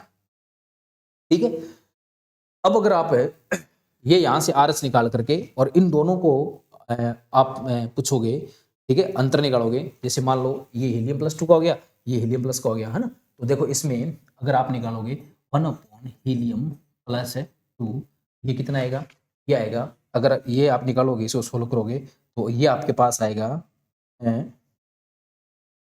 9/5, नहीं सॉरी 5, 4, 4 एकम 4, 9 एकम 9, यानी कि 5, सॉरी यहाँ पे 5 आएगा, 5। ठीक है, बटा में कितना आ जाएगा, 9 R इंटू H। ठीक है, ये आपका आ जाएगा, है ना। तो अब यहां से लिथियम, हीलियम प्लस 2 कितना आएगा आपके पास है, 9/5, ठीक है, R। ठीक है, अब अपने को RH का मान कितना है, RH का मान हमें हमारे पास है ही, कितना RH का मान 1/, ठीक है, तो इसका RH का मान यहां से निकाल लो आप, RH का मान क्या आ जाएगा, 1/λ, है ना। जैसे प्रश्न के अनुसार पहले वाले को लैम्डा 1 मानना है, दूसरे वाले को लैम्डा 2 मानना है, तो RH 1/, आ गया ऐसे, तो ये यहाँ मान रखोगे तो कितना आएगा, ये मान आएगा 9/5। ठीक है, RH का मान 1/λh, तो λh क्या आ जाएगा, यानी कि 9/5 लैम्डा। ठीक है, अपने लैम्डा h और लैम्डा h प्लस 2 मान लिए थे, तो आप चाहो तो प्रश्न के अनुसार ऑप्शन देख करके इसको लैम्डा 1 मान लो, तो इसको लैम्डा 2 मान लो, तो लैम्डा 2 आपके पास क्या आएगा, 9/5 से लैम्डा 1 आ जाएगा। ठीक है, ये इसका क्या होगा, आंसर होगा। Next question 15 number, hydrogen spectrum के दो स्पेक्ट्रमी श्रेणियों के लघुत्तम तरंगदैर्घ्य का अनुपात लगभग 9 पाया गया। स्पेक्ट्रमी श्रेणियां कौन कौन सी, लघुत्तम तरंगदैर्घ्य, क्या पूछा आपसे, लघुत्तम, है ना, तो इस बात है, लघुत्तम तरंगदैर्घ्य का अनुपात कितना पाया गया, 9 पाया गया। ठीक है, पूछ रहा है श्रेणी कौन सी। ठीक है, तो अगर अपना हाइड्रोजन स्पेक्ट्रम के लिए अगर बात करें तरंगदैर्घ्य की, तो तरंगदैर्घ्य के लिए क्या होता है फॉर्मूला, वो अभी हमने पढ़ा था, 1/λ बराबर RH 1/n1 square minus 1/n2 square into Z square. Hydrogen spectrum के दो, यानी कि हाइड्रोजन के कोई भी परमाणु के लिए बात हो रही तो जेड सबका क्या होगा, सेम होगा, RH सेम होगा। ठीक है, तो देखो दो स्पेक्ट्रम श्रेणियां, दो अलग अलग है। ठीक है, अपन एक प्रथम श्रेणी मान लेते हैं और एक कौन सी मान लेते हैं अपन, द्वितीय श्रेणी। ठीक है, अगर प्रथम श्रेणी के लिए बात करें तो 1/λ1 बराबर RH, ठीक है, ये n1 square minus n2 square. द्वितीय के लिए बात करें तो 1/λ2 बराबर आर एच और 1/m1² माइनस m2²। ठीक है, ये दो अलग अलग श्रेणियों के लिए मैंने क्या कर ली, समीकरण बना ली। अब ये कह रहा है कि लघुत्तम अनुपात 9:5 है। तो देखो लघुत्तम, तो लघुत्तम कब होगा, जब सेकंड वाला यानी कि n2 और m2 ये कहां से आएंगे, अनंत से आएंगे। पिछले बार क्वेश्चन बताया था लघुत्तम वाला कौन सा होगा, जब ये कहां से आएंगे, अनंत से आएंगे। अगर आप यहां n2 का मान अनंत रखोगे और m2 का मान अनंत रखोगे तो आपके पास क्या बचेगा, आपके पास ये बचेगा 1/λ बराबर आर एच। ठीक है, देखो z² से z² तो ये z² यहां भी नहीं लिखा, यहां भी लिखा, ऐसे सोल्व हो जाएगा। ठीक है, यहां क्या बचेगा, यहां आपके पास केवल बचेगा 1/, ठीक है, और 1/λ2 आर एच। यहां पे के पास क्या बचा, 1/m1, ये बचेगा। क्यों, क्योंकि m2 वाला तो क्या हो जाएगा, 0 हो जाएगा। ठीक है, और ये यहाँ पे z², यहाँ पे z²। अब दोनों का अनुपात अनुपात आपके पास क्या आएगा, λ2/λ। ये अगर इन दोनों को बटा में करोगे आप, λ2/λ बनाएगा, है ना।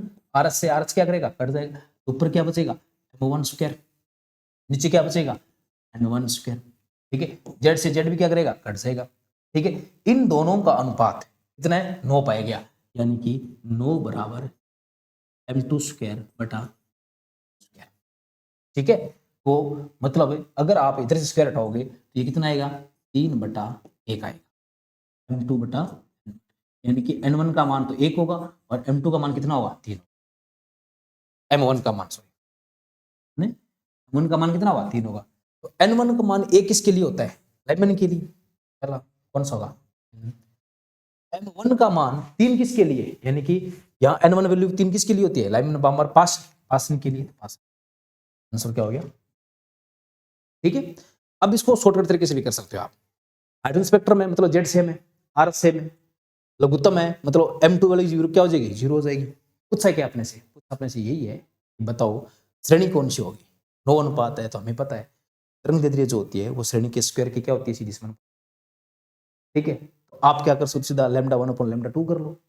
ठीक है, जैसे आप एक की श्रेणी n1 मान लो, दूसरी m1 मान लो, स्क्वायर हटाओगे तो 3:1 आएगा। ठीक है, तो 3 किसकी होती है, पासन के लिए, 1 किसकी होती है, लेमन के लिए। डायरेक्ट आप इस क्वेश्चन को क्या कर सकते हो, सोल्व कर सकते हो। मतलब ऐसा संभावित क्वेश्चन भी बन सकता है।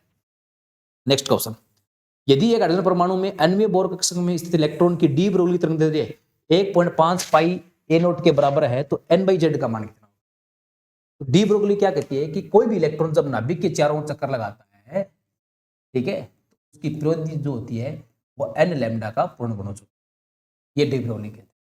लेकिन कहता है कि अन्य बोर कक्षक में स्थित इलेक्ट्रॉन की डी ब्रोगली तरंग दैर्ध्य 1.5 पाई a0 के बराबर है। ठीक है, ये त्रिज्या दे रखी है। तो देखो त्रिज्या क्या होगी, देखो अगर अपन डी ब्रोगली त्रिज्या की बात करें तो त्रिज्या वास्तव में क्या होती है, त्रिज्या जो होगी वो n² इंटू a0 जो भी कॉन्फिशिएंट है ना, उस कॉन्फिशिएंट के बराबर होगी, बराबर n गुना 1.5 पाई a0। ये तो अपन वेवलेंथ दे रखी है अपने वीर। अब ये कह रहा है n/z का मान कितना होगा, देखो एक n से एक n सो। ठीक है, तो यहाँ पीछे क्या बच गया, 2 पाई n, इस a0 से a0 से लो। ठीक है, पाई से पाई से हो गया। ठीक है, तो क्या पीछे पाई बचा ही नहीं अपने को, सोली हो गया। यहाँ पे क्या बचा, 2 इंटू n बटा z बराबर 1.5। अपने को n/z पूछा है तो 2n बराबर क्या आ जाएगा, 1.5 इंटू z। अपने से पूछा है n/z, तो ये अगर z इधर लेके आओगे तो 1.5 यानी कि 0.75 हो जाएगा सी। ठीक है, अब देखो कोई पूछेगा सर या आपने आर किसी का क्यों रखा, क्योंकि त्रिज्या जो होती है बोर के अनुसार, है ना, बोर कक्षक की बात 5.29 n² एंग्स्ट्रॉम। ये अपने को कोफिशिएंट दे रहा है, तो अपने को क्या करना है, इसकी जगह क्या कोफिशिएंट मानना है अपने को, a0 मान, बस r का मान रख दिया मैंने, इधर लैम्डा का मान मेरे को दे रखा है, ये रख दिया। ठीक है, ठीक है, तरंग दे रही है तो तरंग दे रही है, लैम्डा देखो पूर्ण गुणज है पाई का a0 का। ठीक है, इसके अनुसार मैंने इस समीकरण से इसको क्या किया, सोल्व किया। ठीक है, तो ऐसे क्वेश्चन क्या हो सकते हैं, कोरिलेट हो सकते हैं। ये छोटा सा क्वेश्चन है, ऐसे पूछ सकता है। ठीक है, तो नेक्स्ट क्वेश्चन देखो, हाइड्रोजन स्पेक्ट्रम की तीसरी कक्षा के इलेक्ट्रॉन के लिए डी ब्रोगली तरंग दैर्ध्य क्या होगी? कौन सी कक्षा के लिए पूछे इसने? तीसरी कक्षा के लिए। ठीक है, देखो डी ब्रोगली तरंग दैर्ध्य तो क्या होती है? लैम्डा बराबर h upon m into v। पूछा किसके लिए? इलेक्ट्रॉन के लिए। तरंग दैर्ध्य निकालनी, h प्लांक कांस्टेंट होता है, हमें पता है इसका मान। ठीक है, 6.62 इंटू 10 की पावर माइनस 34 होता है। ठीक है, अच्छा लैम्डा पूछे, m इलेक्ट्रॉन का मास होता है, हमें पता है 9.1 इंटू 10 की पावर माइनस 31 kg। ग्राम में लिखेंगे तो क्या करेंगे, इसके से 3 घटा देंगे यानी कि -28 ग्राम। v क्या वेलोसिटी है? तो अब पूछ रहेंगे, अपने पता करेंगे कि तीसरी कक्षा में इलेक्ट्रॉन की वेलोसिटी क्या है। तो अगर मान रखें अपन तो लैम्डा बराबर h 6.62 इंटू 10 की पावर माइनस 34, ये हो गया h का मान। m क्या है? इलेक्ट्रॉन का मास 9.1 इंटू 10 की power minus 31 kg into electron का क्या है? अब हम पता यह करेंगे कि तीसरी कक्षा में इलेक्ट्रॉन का वेग क्या होगा। तो हाइड्रोजन स्पेक्ट्रम के अनुसार इलेक्ट्रॉन के वेग का जो फॉर्मूला होता है वो होता है 2.188 10 की power 6 n upon z upon n metre प्रति सेकंड। ठीक है, हाइड्रोजन के लिए बात हो रही है तो 2.188 इंटू 10 की पावर 6, z का मान कितना? 1। तीसरी के लिए n का मान कितना हो गया? 3। अच्छी बात है, ये वैल्यू यहाँ पुट अप करेंगे। लैम्डा बराबर 6.62 इंटू 10 की पावर माइनस 34 अपॉन 9.1 इंटू 10 की पावर माइनस 31। ठीक है, इंटू वेलोसिटी कितनी है? 2.188 इंटू 10 की पावर 6 अपॉन, इसको सोल्व करोगे तो अपने पास। ठीक है, तो नेक्स्ट क्वेश्चन, यदि इलेक्ट्रॉन, हाइड्रोजन, हीलियम, नियोन के नाभिक प्रकाश के वेग से गतिमान हो तो इन कणों से जुड़ी तरंग दैर्ध्य का मान क्रम। ठीक है, तो वही देखो बात।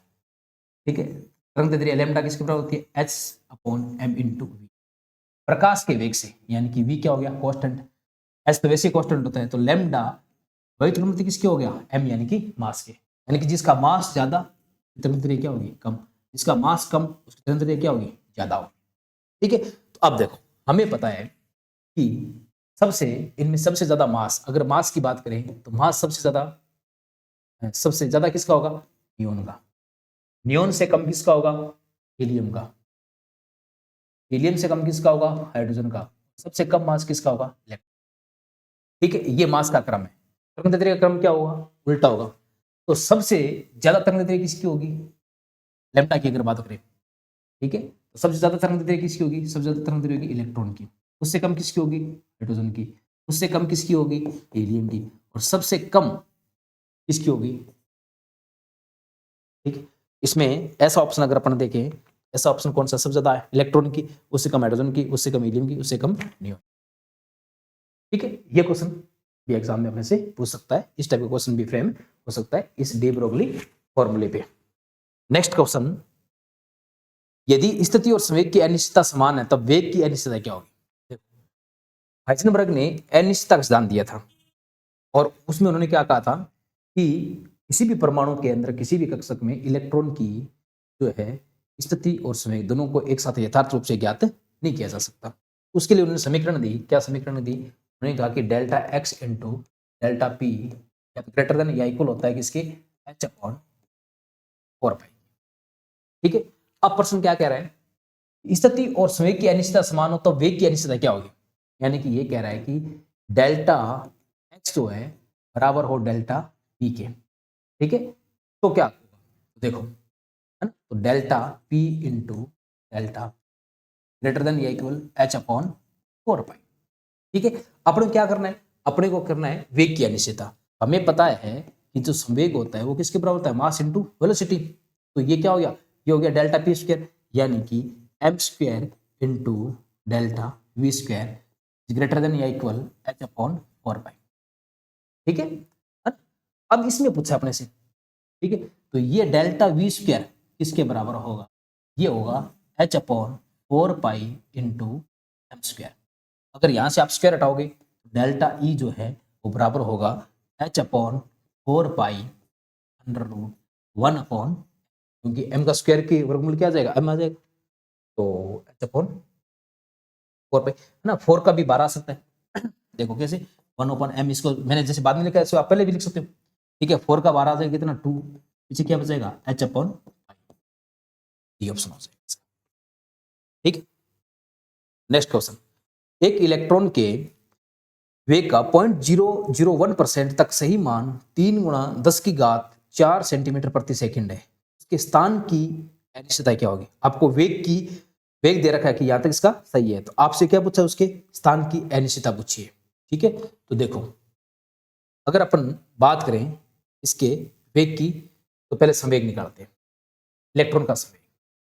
इलेक्ट्रॉन का संवेग P किसके बराबर होगा, m इंटू इलेक्ट्रॉन का मास कितना 9.1 इंटू -31 इंटू वी कितने दे रखा है अपने को 3 इंटू 10 की पावर, और सेंटीमीटर में दे रखे है ना, सेंटीमीटर में, यानी कि इस चीज का मिल रहा है आपको, इसको किलोग्राम में नहीं ग्राम में काम लेना पड़ेगा, तो कितना हो जाएगा यहाँ पे 28, ठीक है। अब पूछे अपने से स्थान की अनिश्चितता क्या होगी, ठीक है। तो स्थान की अनिश्चितता पूछिए तो अपने को क्या पूछे डेल्टा एक्स, ठीक है ना। अच्छा ये पूछ रहा है कि वेग की अनिश्चितता देखिए आपको कितनी 0.01%, तो अपने को क्या करना पड़ेगा इसको 0.001 100 भी करना, क्योंकि इसका एक्यूरेट मान लेना पड़ेगा अपने को डेल्टा वी का। ये कह रहा है इतनी अनिश्चितता है, इतना एरर है, इसको तो अपने क्या करना पड़ेगा एक्यूरेट मान कम करना पड़ेगा, एक्यूरेट मान लेना पड़ेगा। तो अब अपने डेल्टा एक्स पूछे, तो डेल्टा हम जानते हैं कि delta x into delta P equal या ग्रेटर देन क्या होता है H/4 पाई, ठीक है। यहां से डेल्टा एक्स निकालना है, डेल्टा एक्स कितना देगा H/4 pi into delta P. H का मान दे रखा अपने को, क्वेश्चन दे रखा है 6.626 इंटू 10 की पावर -27 लेना आपको, ठीक है। 4 पाई 4 इंटू 22/7, डेल्टा पी का मान कितना है, डेल्टा पी का मान ये रहा कितना 9.1 इंटू 10 की पावर -28 इंटू 3 इंटू 10 की पावर 4 इंटू 0.001 अपॉन ये मैंने क्या रख दिया डेल्टा पी का मान रख दिया। इन सब से आप सोल्व करोगे तो आपके पास आंसर क्या आएगा, फर्स्ट आंसर आएगा 1.92 सेंटीमीटर, ठीक है। बस अपने को क्वेश्चन करने का तरीका देखना है, इस टाइप का क्वेश्चन भी बना सकते हैं। यदि एक इलेक्ट्रॉन की स्थिति की अनिश्चितता शून्य है तो उसकी गति की अनिश्चितता क्या होगी, गति पूछिए, हाँ गति की अनिश्चितता क्या होगी, ठीक है। देखो हमें पता है delta x into delta P is greater than equal क्या होता है H/4, ये कह रहा है कि स्थिति की अनिश्चितता शून्य है, ये कितनी होगी शून्य, तो शून्य ये होगी, तो डेल्टा पी ग्रेटर देन या H/4, तो यहाँ से डेल्टा पी बराबर क्या आएगा, अगर आप निकालोगे H/4 पाई इंटू 0, किसी भी संख्या में 0 का भाग दोगे तो आपके पास क्या आएगा अनंत, यानी कि संवेग की अनिश्चितता कितनी आएगी अनंत, और संवेग में क्या होता है v, तो गति की अनिश्चितता भी कितनी होगी, तो कौन सा होगा इसका v आंसर, ठीक है। नेक्स्ट क्वेश्चन, एक इलेक्ट्रॉन जिसकी चक्रण क्वांटम संख्या ½ है तथा चुंबकीय क्वांटम संख्या -m है नहीं दर्शाता, ठीक है। देखो चुंबकीय क्वांटम संख्या -m दे रखी है आपको, m का मान दे रखा है आपको -1, इसका मतलब है कि L का मान 0 तो संभव नहीं हो सकता, m का मान -1 दे रखा है, इसका मतलब m का मान 0, L का मान 0 तो नहीं हो सकता, ठीक है।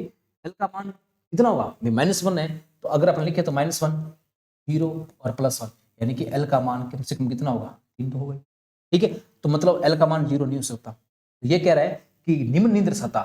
देखो S कक्षक के लिए L का मान कितना होता है 0, S कक्षक नहीं दर्शा सकता, D दर्शा सकता है, F दर्शा सकता है और P दर्शा सकता है, ठीक है ना, क्योंकि इनके लिए L का मान कुछ ना कुछ होगा, L का मान होगा तो M का मान भी होगा, L नहीं M नहीं। हमें पता है S कक्षक के लिए L कितना होता है 0, अगर L 0 है तो M का मान तो हो ही नहीं सकता, M का मान कितना होगा, ठीक है। M के मान संभव नहीं है, M के मान संभव नहीं है, तो ये कौन नहीं दर्शा सकता, ये S कक्षक नहीं दर्शा सकता। नेक्स्ट क्वेश्चन 22, एक उपकोष जिसके लिए L बराबर 3 तथा N बराबर 4 है में इलेक्ट्रॉन की अधिकतम संख्या कितनी है। देखो इस टाइप के 2-3 क्वेश्चन मैंने डाले, यहां आपको L का मान भी दे रखा है और N का मान भी, L बराबर 3 दे रखा है, L बराबर 3 दे रखा है, इसका मतलब है कि यहाँ कौन सा उपकोष की बात हो रही है, S, ठीक है ना। देखो क्या S है या P है या D है या F है, देखो S के लिए L का मान होता है 0, P के लिए होता है 1, D के लिए होता है 2 और F के लिए कितना होता है, आपको L कितना दे रखा है 3 दे रखा है, इसका मतलब यहाँ पे कोष कौन सा है F कोष है, और F कोष में अधिकतम इलेक्ट्रॉन कितने आ सकते हैं 14, ठीक है। नेक्स्ट क्वेश्चन देखो, निम्न कथनों पे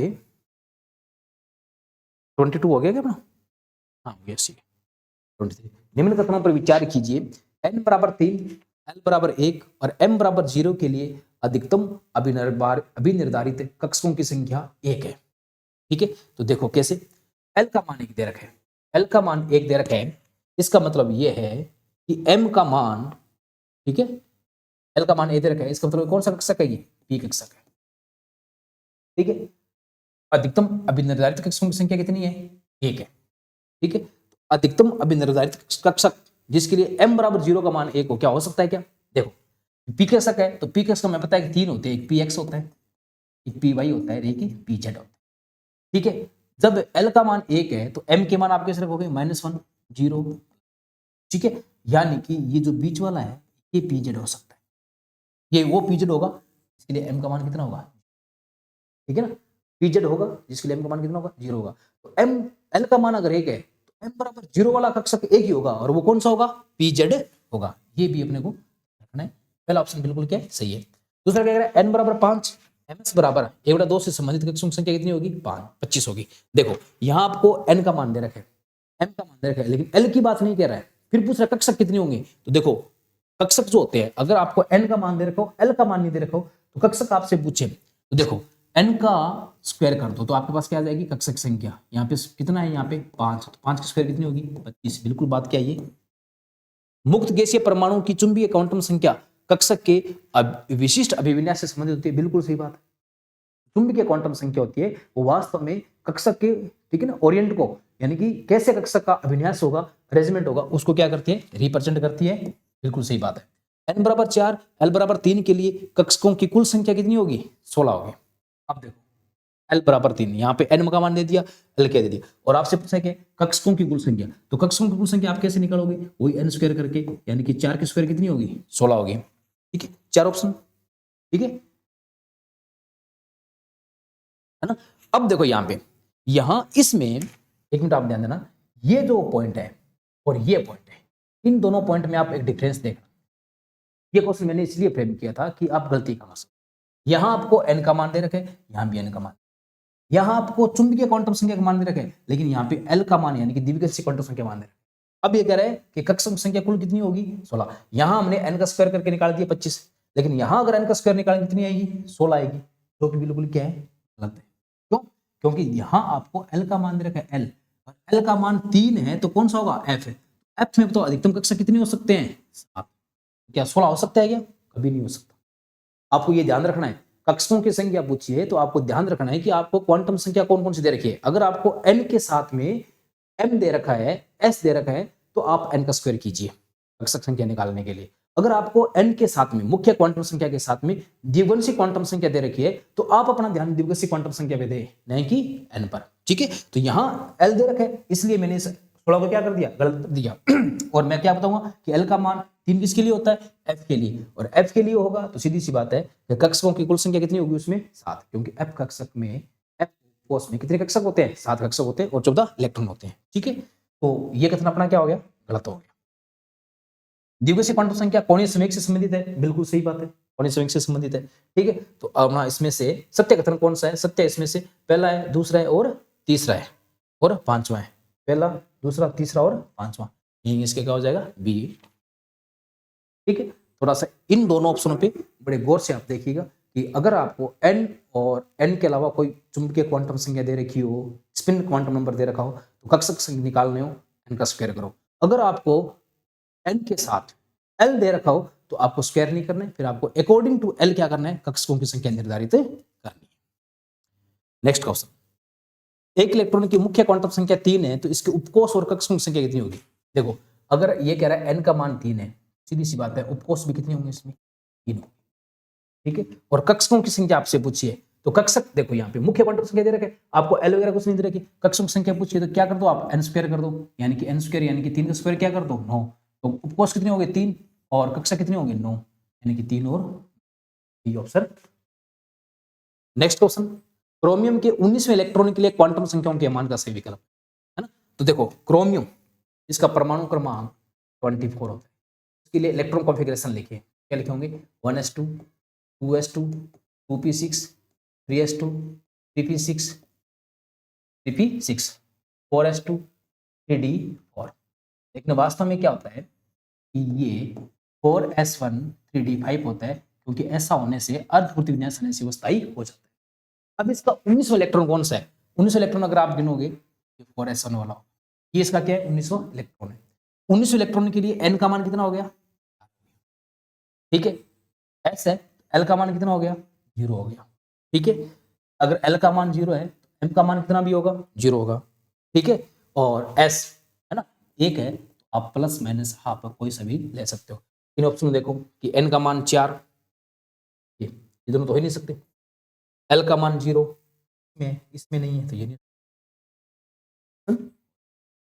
ठीक है, नेक्स्ट क्वेश्चन, निम्न में से क्वांटम संख्या का कौन सा सेट संभव नहीं है? देखो पहला कह रहा है कि n का मान 3 है, l का मान 2 है, m का मान -2 हो सकता है। ठीक है, ठीक है, अगर l का मान 2 है तो m का मान -2 हो सकता है क्या? बिल्कुल हो सकता है। ठीक है, ठीक है। दूसरा कह रहा है n का मान 3 है, l का मान 1 है, m का मान +2 कैसे होगा? नहीं हो सकता, क्योंकि अगर l का मान 1 है तो m का मान क्या होगा? -1 0 +1 होगा। ठीक है, मतलब ये सेट है, नहीं हो सकता। ठीक है, n का मान 3, l का मान 1, m का मान +1 हो सकता है क्या? बिल्कुल हो सकता है। अगर l का मान 1 हो तो देखो ये +1 हो सकता है, तो ये भी संभव है, ये संभव है। ठीक है, ये संभव है। और ध्यान देखो, अगर n का मान 3, l का मान 1 है तो m का मान -1 हो सकता है क्या? बिल्कुल हो सकता है। तो ये भी क्या है? संभव है। संभव कौन सा नहीं है? ठीक है, ऐसे कौन सा क्वांटम संख्या का जोड़ा संभव है, कौन सा असंभव है, ऐसे क्वेश्चन भी एग्जाम में कभी कभार पूछ लेते हैं, तो अपनी ऐसी प्रैक्टिस भी होनी चाहिए। नेक्स्ट क्वेश्चन, सोडियम परमाणु में m बराबर 0 के लिए इलेक्ट्रॉन संख्या कितनी होगी? यानी कि ऐसा कौन सा होगा जिसके लिए m का मान क्या होगा? 0 होगा। वो इलेक्ट्रॉन कौन कौन सी होगी? तो सोडियम परमाणु की बात करें अपन, सोडियम का एटॉमिक नंबर 11, तो क्या होगी? 1s2 2s2 2p6 3s है। आपको बताना है कि वो इलेक्ट्रॉन जिसके लिए m का मान क्या है? 0 है। तो वो सारे m का मान 0 वाले, देखो पहली बात है जिनके लिए l बराबर 0 है उन सब के लिए m बराबर क्या होगा? 0। पहले तो वो इलेक्ट्रॉन निकालो। तो देखो हमें पता है कि s के लिए l बराबर क्या होता है? 0 होता है। l का मान s कक्षक के लिए क्या होता है? 0 होता है। तो सीधी सी बात है कि s वाले इलेक्ट्रॉन होंगे कितने हैं? ये 2 2 4 और 1 5, तो 5 इलेक्ट्रॉन तो हो गए s वाले, यानी कि s के कितने इलेक्ट्रॉन? 5 इलेक्ट्रॉन। अब देखो p में 6, p में क्या है? 6। अभी अपने बात की थी कि p में 3 कक्षक होते हैं, एक px होता है, एक पी वाई होता है, एक पी जेड होता है। पी जेड के लिए n का मान कितना होता है? तो इसमें पी कक्षक कितने इलेक्ट्रॉन है? 6। तो 6 है तो 2 इसमें आ जाएंगे, 2 इसमें आ जाएंगे, 2 इसमें आ जाएंगे, तो 2 इलेक्ट्रॉन ये भी हो जाएंगे जिनके लिए m का मान कितना होता है? 0। ठीक है, अगर m का मान इनके लिए 0 होता है तो 2 इलेक्ट्रॉन कौन से हो गए? पी वाले। तो कुल कितने इलेक्ट्रॉन हो गए? 7 इलेक्ट्रॉन। यानी कि सोडियम में 7 इलेक्ट्रॉन ऐसे हैं जिनके लिए m का मान क्या होता है? 0 होता। ठीक है, नेक्स्ट क्वेश्चन, ये नेक्स्ट क्वेश्चन 28, एक मिनट, सोडियम वाला हो गया क्या? हाँ सोडियम वाला। एक डी इलेक्ट्रॉन के लिए कक्षीय कोणीय संवेग होगा, डी इलेक्ट्रॉन के लिए। देखो अगर किसी के लिए आपको कक्षीय कोणीय संवेग निकालना हो तो उसका फॉर्मूला होता है l plus 1 into h upon. अब d के लिए l का मान कितना होता है? spd, l का मान कितना होता है? 2 होता है। आप निकालो तो क्या लिखोगे आप? 2 into 2 plus a h upon 2 पाई, 2 1 3 हो गई, √6 h अपॉन। ठीक है, यानी कि आंसर हो जाएगा इसका कौन सा? ठीक है, तो ये आपको क्या है? ये कक्षीय कोणीय संवेग निकालने का एक फॉर्मूला होता है। एल यहाँ पे क्या है? एल होती है द्विघन से क्वांटम संख्या, है ना, एजीमुथल क्वांटम नंबर एल की वैल्यू। और हमें पता है कि डी ऑर्बिट के लिए एल की वैल्यू कितनी होती है? 2 होती है। ठीक है, एस के लिए 0, पी के लिए 1, डी के लिए 2 और एफ के लिए 3। एक 3p कक्षक में 2 अवर्तीय नोड होते हैं, 2 वर्तीय नोड होते हैं, एक वर्तीय और एक अवर्तीय नोड, एक वर्तीय नोड और 2 अवर्तीय नोड। अगर 3p कक्षक की बात करें तो सबसे पहले 3p कक्षक में कुल नोड निकालने हो, देखो तरीका बताता हूं आपको। कुल नोड निकालने के लिए आपको क्या करना है? कुल नोड जो होते हैं वो बराबर होते हैं n - l के। बताओ n कितना है यहाँ पे? 3। l क्या होते हैं? द्विघात क्वांटम संख्या। p के लिए द्विघात क्वांटम संख्या कितनी होती है? 1, यानी कि कुल नोड कितने होंगे इसमें? 2 होंगे। ठीक है, अब उनमें से आपसे पूछे कि अरीय नोड, इनको अपन अवर्तीय नोड कहते हैं, अरीय नोड कितने होंगे? तो अरीय नोड जो होते हैं वो होते हैं बराबर n - l - 1 के, यानी कि 3 - 1 - 1, यानी कि अरीय नोड कितने होंगे? 1। फिर आपसे पूछे कि बताओ कोणीय नोड, ठीक है। तो कोणीय नोड किसके बराबर होते हैं? कोणीय नोड बराबर होते हैं एल के। ठीक है, तो एल का मान यहाँ पे पी के लिए कितना होगा? 1। ठीक है, तो अब बताओ कुल नोड 2 होंगे, दोनों अवर्तीय नोड होंगे क्या? नहीं। दोनों वर्तीय नोड होंगे क्या? नहीं। एक वर्तीय और एक अवर्तीय नोड होगा। ठीक है ना, आर्यन को अवर्तीय और कोणीय को क्या कहते हैं? वर्तीय नोड कहते हैं। तो ये फॉर्मूले हैं। ठीक है ना, ये कुल नोड निकालने का है, ये n-l-1 आर्य नोड निकालने का है, और l जो है वो कोणीय नोड। ये फॉर्मूले आपको बताने के लिए मैंने ऐसा क्वेश्चन दिया था आपको। 30 नंबर, निम्न में से कक्षकों के कौन से युग्म के 2 नोडल तल होंगे? ठीक है, इसमें से ऐसा कौन सा युग्म है जिसमें कितने नोडल तल होंगे? 2 नोडल तल होंगे। ठीक है ना, तो कौन से के 2 नोडल तल होंगे? देखो, क्या पी एक्स वाई में 2 नोडल तल होंगे क्या? कभी नहीं होंगे, क्योंकि पी एक्स वाई में कुछ नहीं होगा, एक डबल होता है। ठीक है, तो ये तो हो ही नहीं सकता, पी वाला तो हो ही नहीं सकता। डी जेड स्क्वायर में 2 नोडल तल होंगे क्या? कभी नहीं होंगे। डी ऑर्बिट कुछ इस प्रकार से होते हैं, अगर अपन बनाए तो इस टाइप से होते हैं। इन नोडल तो एक ही होता है, ये भी नहीं हो सकता। पीछे बचा कौन सा? D X Y D Z X. क्यों? क्योंकि डी एक्स वाई जो होगा, डी एक्स वाई जो होगा वो इस प्रकार से होगा। ठीक है, ये सॉरी, डी एक्स वाई जो होगा उसमें कितने नोडल तल होंगे? 2 नोडल तल होंगे। ठीक है ना, क्योंकि डी एक्स वाई में एक लोबी एक्स पे, एक लोबी क्या होगी? वाई पे। डी जेड एस में एक लोबी जेड पे, एक लोबी किस में? एक्स में। तो उसमें 2 क्या होंगे? नोडल लेना होंगे, नीचे वाला एक है। ठीक है, तो इसमें ऑप्शन कौन सा हो जाएगा? बी ऑप्शन हो जाएगा। निम्न में से कौन सा ओहम नियम के अनुसार नहीं है? तो ओहम ने क्या कहा था कि अगर आप कक्षकों में इलेक्ट्रॉन भरते हो तो इलेक्ट्रॉन ऊर्जा के बढ़ते क्रम में भरे जाए। ठीक है, यानी कि सारे पहले आप क्या करोगे? कम ऊर्जा वाले में भरोगे, फिर उच्च ऊर्जा वाले में भरोगे, और पहले सारे अयुग्मित भरे जाएंगे, और फिर क्या करोगे? आप युग्मित करोगे। देखो इसमें क्या हुआ है, देखो सारे पहले के भर के, फिर ये सही है, ये इसमें देखो ये अयुग्मित पड़ा है, लेकिन इस पहले उस आगे वालों को क्या कर दिया? युग्मित कर दिया है। तो ये संभव नहीं है, ऐसा क्वेश्चन भी आ सकता है। बाकी सारे देखो, है ना, ये सारे पहले एन पेयर है, फिर इसको क्या किया? पेयर किया। निम्न कथनों पर विचार कीजिए। 32 नंबर क्वेश्चन, ओहम नियम ऊर्जा के बढ़ते क्रम में विभिन्न कक्षकों के भरने का क्रम दर्शाता है। बिल्कुल सत्य कथन है। ठीक है, बिल्कुल क्या ये सत्य कथन है। एक परमाणु की चारों क्वांटम संख्याओं को पाउली अपवर्त सिद्धांत प्रसारित करता है। बिल्कुल सही कथन है। एक परमाणु में अगर कक्षक में कोई इलेक्ट्रॉन है तो उसके लिए चारों क्वांटम संख्याएं कभी भी समान नहीं हो सकती। यानी कि पाउली ने कहा कि एक कक्षक में अधिकतम 2 इलेक्ट्रॉन हो सकते हैं, और वो भी विपरीत सकरण के, क्योंकि एक के लिए अगर माइनस हाफ होगा, दूसरे के लिए क्या होगा? प्लस हाफ होगा, तभी चारों क्वांटम संख्या समान नहीं हो सकती। तो ये बात भी बिल्कुल क्या है? ठीक है। मुख्य द्विगुणीय और चुंबकीय क्वांटम संख्या क्रमशः आकार, आकृति और अभिविन्यास से संबंधित है ना, यहाँ पे कॉमन होना चाहिए। मुख्य क्वांटम संख्या, द्विगुणीय, चुंबकीय। मुख्य क्वांटम संख्या यानी कि n, द्विगुणीय यानी कि l, चुंबकीय यानी कि m। तो ये आकार बिल्कुल n आकार को डिसाइड करती है, l आकृति को, s एक p एक d एक f है, बिल्कुल डिसाइड करती है, और चुंबकीय क्वांटम संख्या अभिविन्यास यानी कि ओरिएंटेशन को क्या करती है? रिप्रेजेंट करती है। बिल्कुल ये बात भी क्या सत्य है। यदि l बराबर 1 है तो कक्षक की आकृति डंबलाकार होगी। क्या ये बात सही है? l बराबर 1 है तो कौन सा होगा? p होगा। ठीक है, तो क्या कक्षक डंबलाकार होंगे क्या? हमें पता है कि बिल्कुल क्या होते हैं? डंबलाकार होते हैं। यानी कि इनमें से कोई असत्य कथन है क्या? पूछे असत्य कथन, इनमें से कोई सा भी नहीं है। ठीक है, नेक्स्ट क्वेश्चन, निम्न कथनों पर विचार कीजिए। पांचों डी कक्षकों में प्रथम 3 कक्षकों की आकृति समान, परंतु चौथे और पांचवें कक्षक की आकृति भिन्न होती है। ठीक है, ये कह रहा है कि प्रथम 3 कक्षकों आकृति समान और चौथे और पांचवें की आकृति क्या होती है? भिन्न होती है। क्या ये कथन सत्य कथन है क्या? देखते हैं। 5 डी कक्षक होते हैं। ठीक है, कौन कौन से? D X Y, D Y Z, D Z X, D X square Y square और डी जेड स्क्वायर।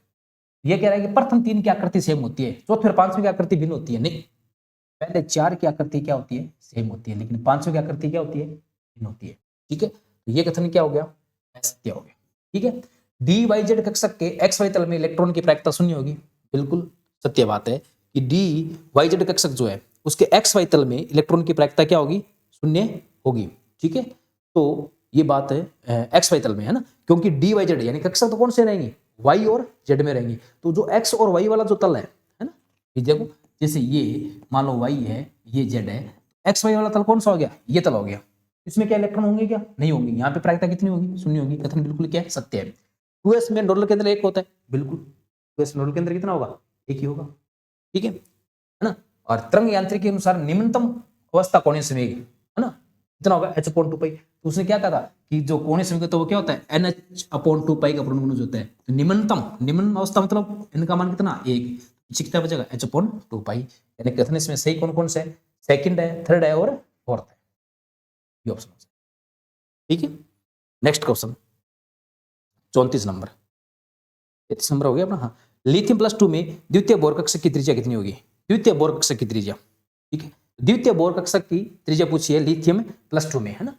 त्रिज्या निकालने के लिए फॉर्मूला अभी आपने पढ़ा था 0.529 इंटू n² एंगस्ट्रॉम में।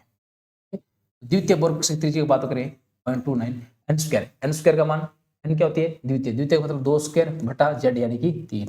कितना, इसको अगर आप एक कोफिशिएंट मान लो a0, ठीक है ना, तो 2 की स्क्वायर कितनी होगी 4/3। आंसर कौन सा हो जाएगा इसका, डी आंसर हो जाएगा। ठीक है, नेक्स्ट क्वेश्चन की अगर अपने बात करें 35 नंबर, एकल इलेक्ट्रॉन परमाणु के लिए संदर्भ है, एकल इलेक्ट्रॉन परमाणु के लिए संदर्भ है कक्षक की त्रिज्या। तो अभी अपने पढ़ा था त्रिज्या क्या होती है, त्रिज्या होती है 0.529 इंटू n²/z। ठीक है, क्या ये n² के व्युत्क्रमानुपाती होती है क्या, नहीं होती है ना, तो ये इससे मैच नहीं कर रहा। ठीक है, अंत कक्षक में इलेक्ट्रॉन का कोणीय संवेग, ठीक है, अंत कक्षक में इलेक्ट्रॉन का क्या पूछा अपने से, कोणीय संवेग। तो कोणीय संवेग क्या होता है, कोणीय संवेग होता है mvr बराबर NH/2 पाई, यानी कोणीय संवेग n के समानुपाती होगा। ये तो कह रहा है n के व्युत्क्रमानुपाती होगा, तो ये कथन भी इससे मैच नहीं कर रहा है। अंत कक्षक में इलेक्ट्रॉन की काइनेटिक एनर्जी, तो काइनेटिक एनर्जी कितनी होती है, इलेक्ट्रॉन काइनेटिक एनर्जी जो है कुल ऊर्जा के धनात्मक मान के बराबर होती है 13.6 गुना z²/2। ठीक है, तो ये कह रहा है कि n पे डिपेंड नहीं करती, यानी कि ये भी इससे मैच नहीं है। अंत कक्षक में इलेक्ट्रॉन की पोटेंशियल एनर्जी, तो पोटेंशियल एनर्जी कितनी होती है, सॉरी पोटेंशियल एनर्जी जो होगी बराबर होगी -2 गुना के बराबर 13.6 इंटू z²/n², यानी कि ये भी इससे मैच नहीं करेगी। तो अब देखो कह रहा है कि थर्ड ऑप्शन जो है वो एस से मैच है क्या, थर्ड कौन सा है ये रहा, और एस से मैच है क्या, थर्ड एस से मैच नहीं है, क्योंकि काइनेटिक एनर्जी n² के व्युत्क्रमानुपाती होती है, ये मैच नहीं है। कह रहा है फोर्थ क्यू से मैच है क्या, फोर्थ ये रहा, क्यू ये रहा। ठीक है, तो ये भी n² के, तो ये भी मैच नहीं है। कह रहा है कि फोर्थ यू के, ठीक है, फोर्थ ये रहा और यू ये रहा, ये 1/2 के भी मैच नहीं है। कह रहा थर्ड पी के, तो थर्ड देखो ये रहा, पी कौन सा है n², यानी कि एनर्जी n² के व्युत्क्रमानुपाती है, बिल्कुल है। कुछ नहीं था इस क्वेश्चन में, बस फॉर्मूले थे, उनको अपने को सेट करके बताना था कि ये इसके अनुपाती ऑप्शन, इसके अनुसार ये ऑप्शन सेट बैठ सकता है। ठीक है, नेक्स्ट क्वेश्चन देखें अपन 36। क्लोरीन का औसत मोलर द्रव्यमान 35.5 ग्राम प्रति मोल है, तो प्राकृतिक क्लोरीन में क्लोरीन 35 और 37 का अनुपात क्या होगा। ठीक है, तो अपने को अनुपात निकालना है, तो पहले अपने को क्या करना पड़ेगा। ठीक है, मैं ये मान लेता हूं कि मेरे पास 2 क्लोरीन है, क्लोरीन 35 का परमाणु क्रमांक मान लो x है, क्लोरीन 37 का मान लो कितना होगा, तो कितना होगा इसका 1 - मात्रा कितनी होगी इसकी 1 - x होगी। तो मुझे अगर इनका मास एवरेज निकालना हो, मैं क्या करूंगा 35 into x plus 37 into 1 - x बराबर किसके 35.5 ग्राम प्रति मोल के। यहां से अगर मैं इसको सोल्व करूं तो 35x प्लस 37 माइनस 37x बराबर 35.5 ग्राम प्रति मोल। ठीक है, देखो ये 35 और ये, तो ये अगर इसको सोल्व करोगे तो आपके पास ये आएगा कितना 2x बराबर कितना आएगा आपके पास 1.5, x बराबर आएगा 1.5 अपॉन 2। ठीक है, यानी कि x का मान कितना हो गया 1.5 अपॉन 2 हो गया। अगर x का मान 1.5 अपॉन 2 हो गया तो इसको अपन सोल्व करें तो इसको ऐसे लिख सकते हैं ना 3/4 2 और मल्टीप्लाई 2 और 2 को ऊपर और नीचे से कर दें 3/4, यानी कि x का मान तो कितना हो गया 3 होगा, कुल कितना है 4, तो 4 में से x कितना है 3 है।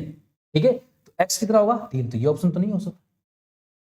ठीक है, तो 4 में से 3 अगर x है तो पीछे कितना बच गया ये, ठीक है 1 - x, यानी 4 में से अगर आप 3 कर दो पीछे कितना बच गया ये 1 बच गया, तो अनुपात क्या होगा 3:1 होगा। ठीक है, ये कह रहा है कि एक मिक्सचर है उसमें 35 और 37 दोनों है, तो अपने 35 की मात्रा निकाल ली कि 35 उसमें रेशियो के अनुसार कितना है 3 है 4 में से, तो 37 कितना बच गया 1 बच गया, 3:1 आ गया। Px में नोडल तल की संख्या कितनी होगी? 37 नंबर क्वेश्चन। Px में नोडल तल की संख्या कितनी होगी? Px के लिए अगर नोडल तल की संख्या बात करें तो नोडल तल संख्या किसके बराबर होगी? L के बराबर। L के बराबर। तो P के लिए L का मान कितना होता है? 1। नोडल तल भी कितने होंगे? 1। Next question 38। निम्न संदर्भित है n बराबर 4, L बराबर 1, n बराबर 4, L बराबर 0, n बराबर 3, L बराबर 2, n बराबर 3, L बराबर 1। अब ये कह रहा है ऊर्जा का सही क्रम क्या है? ठीक है, तो देखो एक n प्लस एल का नियम अपने पढ़ा था कि n प्लस एल के नियम के अनुसार जिसके लिए n प्लस एल का मान ज्यादा तो उसका ऊर्जा भी ज्यादा, n प्लस एल का मान कम ऊर्जा भी कम। और अगर n प्लस एल की वैल्यू सेम आ रही है तो जिसके लिए n का मान कम तो उसकी ऊर्जा भी क्या होगी? कम होगी। तो अगर अपने n प्लस एल निकालें चारों ऑप्शन के लिए n प्लस एल, तो पहले ऑप्शन के लिए n प्लस एल आता है 5, दूसरे के लिए n प्लस एल आता है 4, तीसरे के लिए n प्लस एल आता है 5 और चौथे के लिए कितना आता है? यानी कि सीधी सी बात है इन दोनों की ऊर्जा इनसे ज्यादा होगी। अब इन दोनों में 5-5 योग है तो ज्यादा किसकी होगी? जिसके लिए n का मान क्या होगा? ज्यादा। यानी कि सबसे ज्यादा ऊर्जा किसकी होगी? फर्स्ट की। और फर्स्ट से कम किसकी होगी? थर्ड की। अब इनमें योग कितना है? 4-4 है, तो 4 में है तो अब जिसके लिए n का मान इन दोनों में ज्यादा होगा उसकी ऊर्जा ज्यादा होगी, जिसका n कम होगा उसकी ऊर्जा क्या होगी? कम होगी। तो उसके बाद में n का मान ज्यादा किसके लिए? सेकंड के लिए। और सबसे कम किसके लिए? फोर्थ के लिए। ऑप्शन सबसे ज्यादा फर्स्ट, फिर थर्ड, फिर second, fourth. First, third, second, fourth, यानी कि ऑप्शन कौन सा हो जाएगा? ए ऑप्शन हो जाएगा। Next question 39। एक गर्म फिलामेंट से निकली इलेक्ट्रॉन धारा को विभवांतर पर रखी दो आवेशित प्लेटों के बीच से गुजरा जाता है तो इलेक्ट्रॉन के लिए h अपॉन लैम्डा का मान क्या होगा? वही सेम बात है। ठीक है, ठीक है, इलेक्ट्रॉन निकल रहा है तो अगर इलेक्ट्रॉन फिलामेंट से निकल करके आवेशित प्लेटों के बीच से जा रहा है तो सीधी सी बात है इलेक्ट्रॉन को क्या मिलेगी? काइनेटिक एनर्जी मिलेगी। ठीक है, तो उसके लिए अपने से क्या पूछा है कि h अपॉन लैम्डा का मान यानी कि प्लांक कांस्टेंट और तरंग दैर्ध्य का अनुपात क्या होगी? तो इलेक्ट्रॉन के लिए तरंग दैर्ध्य क्या होती है? लैम्डा बराबर h अपॉन, हमने निकाला था काइनेटिक एनर्जी आएगी तो संबंध क्या आएगा? 2m k × a। यहाँ पर काइनेटिक एनर्जी कितनी होगी? काइनेटिक एनर्जी होगी यहाँ पे 2m, इलेक्ट्रॉन के लिए बात करें तो इलेक्ट्रॉन वोल्ट में होगी। ठीक है, तो h अपॉन इसका लैम्डा का मान पूछे तो h किसके बराबर आ गया? h बराबर आ गया 2m electron into volt into lambda. तो h अपॉन लैम्डा किसके बराबर हो गया? अगर लैम्डा आप इधर लगाओ तो सामने पीछे क्या बचेगा? 2m electron volt. ऑप्शन कौन सा हो जाएगा इसका? वही डी ब्रोगली तरंग दैर्ध्य पे आधारित छोटा सा क्वेश्चन था। Question number 40। 9.8 ग्राम बेरियम कार्बोनेट की पूर्ण विघटन पर, ठीक है, उत्पन्न CO2 का एसटीपी पर आयतन कितना होगा? ये मोल कॉन्सेप्ट का क्वेश्चन है। तो देखो बेरियम कार्बोनेट का अगर विघटन करें अपन, बेरियम कार्बोनेट के लिए बात करें तो बेरियम कार्बोनेट को जब तोड़ा जाता है तो यहाँ पे बनता है तो बेरियम ऑक्साइड, साथ में बनती है कार्बन डाइऑक्साइड गैस। ठीक है, देखो अगर इसका 1 मोल टूटता है तो इसका भी 1 मोल बन रहा है, इसका भी 1 मोल। मोल कॉन्सेप्ट में अगर अपना मोल से चले तो बहुत अच्छा है। ठीक है, यानी कि इसके 1 मोल से कार्बन डाइऑक्साइड के 1 मोल बन रहे हैं। 1 मोल मतलब 44 ग्राम बन रहे हैं। ये तो होगी मात्रा की बात। अगर पूछे आयतन तो हम कहेंगे कि आयतन जो यहाँ पे बन रहा है वो कितना बन रहा है? 22.4 लीटर आयतन बन रहा है।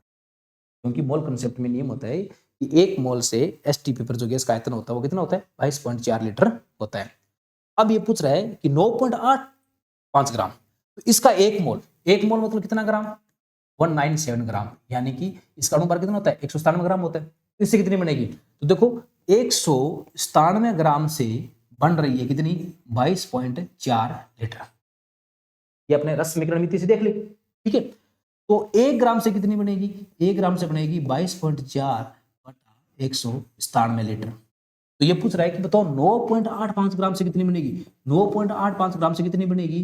तो 9.85 ग्राम से बनेगी 22.4 बटा 197 इंटू 9.85 लीटर। ठीक है, इसको आप रख करके जब आप सोल्व करेंगे तो अपने पास आंसर आएगा 1.2 लीटर। ठीक है ना, तो ये मोल कंसेप्ट का क्वेश्चन था, इसको अपने क्या कर सकते हैं? सोल्व कर सकते हैं। उसके लिए अपने को पहले क्या होना चाहिए कि जो समीकरण लिखनी आनी चाहिए। समीकरण लिखने के बाद में अपने उसकी स्टोकियोमेट्री आनी चाहिए ना, भी इसका इतना मोल है तो इतने मोल बन रहे हैं। ठीक है, 1 मोल हमें पता है कि अणुभार की मात्रा के बराबर पदार्थ होता है 1 मोल में। ठीक है, और आयतन कितना होता है? 22.4 लीटर होता है। उससे अपने क्वेश्चन आराम से क्या कर देंगे? इजिली सोल्व कर लेते हैं। किस स्थिति में जल के अणुओं की संख्या अधिकतम है? ठीक है, अणु की संख्या निकालनी है तो 18 ml जल के लिए 18 ग्राम जल में 1 एटीएम तथा 1 लीटर 273 केल्विन एटीएम पर 0.00224 लीटर जलवाष्प में 10⁻³ मोल जल में। अपन पहले क्या करते हैं? इन सब के लिए मोल निकालते हैं। अगर जल के लिए मोल निकालें, ठीक है, तो मोल बराबर क्या होता है? पदार्थ की मात्रा बटा पदार्थ का अणुभार। ठीक है, तो 18 ml जल की मात्रा कितनी होगी, है ना। देखो हमें पता है कि जो जल का घनत्व होता है, डेंसिटी ऑफ H2O जो होती है वो होती है 1 ग्राम प्रति ml, डेंसिटी इसकी होती है, मिलीलीटर डेंसिटी इसकी होती है, ठीक है।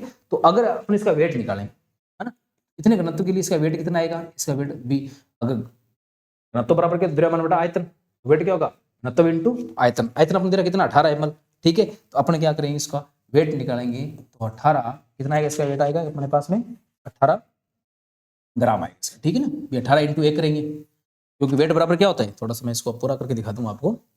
देखो घनत्व बराबर होता है द्रव्यमान बटा आयतन, मुझे द्रव्यमान निकालना है तो वो किसके बराबर होगा, घनत्व इंटू आयतन। तो घनत्व कितना है इसका 1 ग्राम इंटू ml, आयतन कितना है इसका 18 ml, तो वेट कितना आ गया मेरे पास 18 ग्राम आ गया। तो मैं इसके मोल निकाल सकता हूँ, है ना।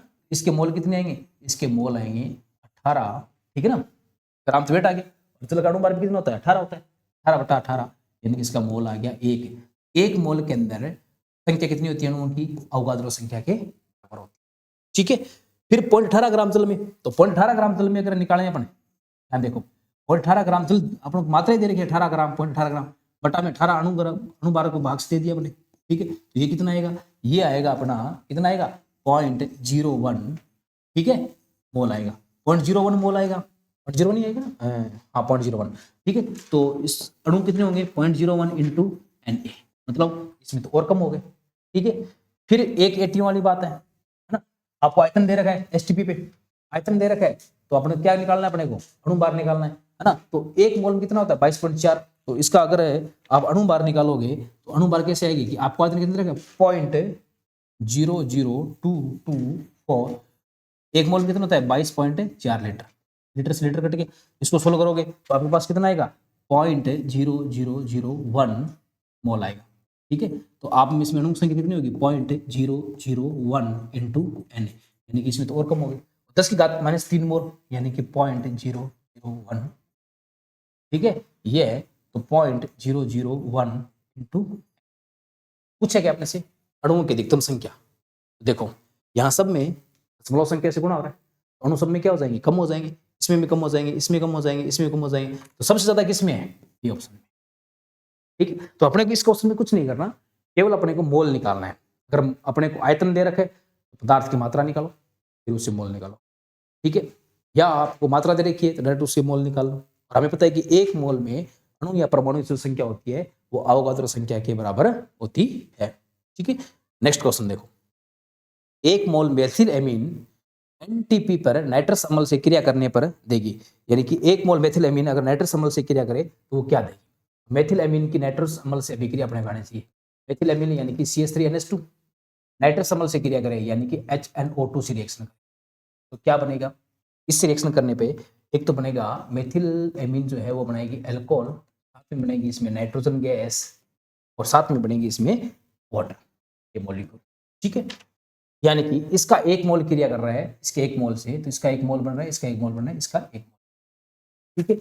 अब ये पूछ रहा है कि क्या 1 लीटर नाइट्रोजन गैस मिलेगी आपको, नहीं, क्योंकि एक मोल नाइट्रोजन गैस बनेगी, लीटर कितना है 22.4 है हमें पता है, ठीक है। 22.4 लीटर N2 मिलेगी, बिल्कुल सही बात है 22.4 है नाइट्रोजन गैस मिलेगी। 11.2 लीटर N2 मिलेगी, नहीं, क्योंकि इसके एक मोल से इसका एक मोल बन रहा है। 5.6 लीटर N2 मिलेगी, नहीं, क्योंकि इसके मोल से क्या बन रहा है, इसका एक मोल बन रहा है, तो अपना आंसर क्या हो जाएगा, बी आंसर हो जाएगा। नेक्स्ट क्वेश्चन, समुद्री जल से प्राप्त साधारण नमक में 95% NaCl होता है, तो 10 ग्राम नमक में उपस्थित अणुओं की अनुमानित संख्या कितनी होगी, ठीक है। तो देखो 10 ग्राम में पूछे, हमें ये कह रहा है जितना नमक मिल रहा है उसमें कितना परसेंट है 95% है, 10 ग्राम में अणु कितने होंगे, ठीक है।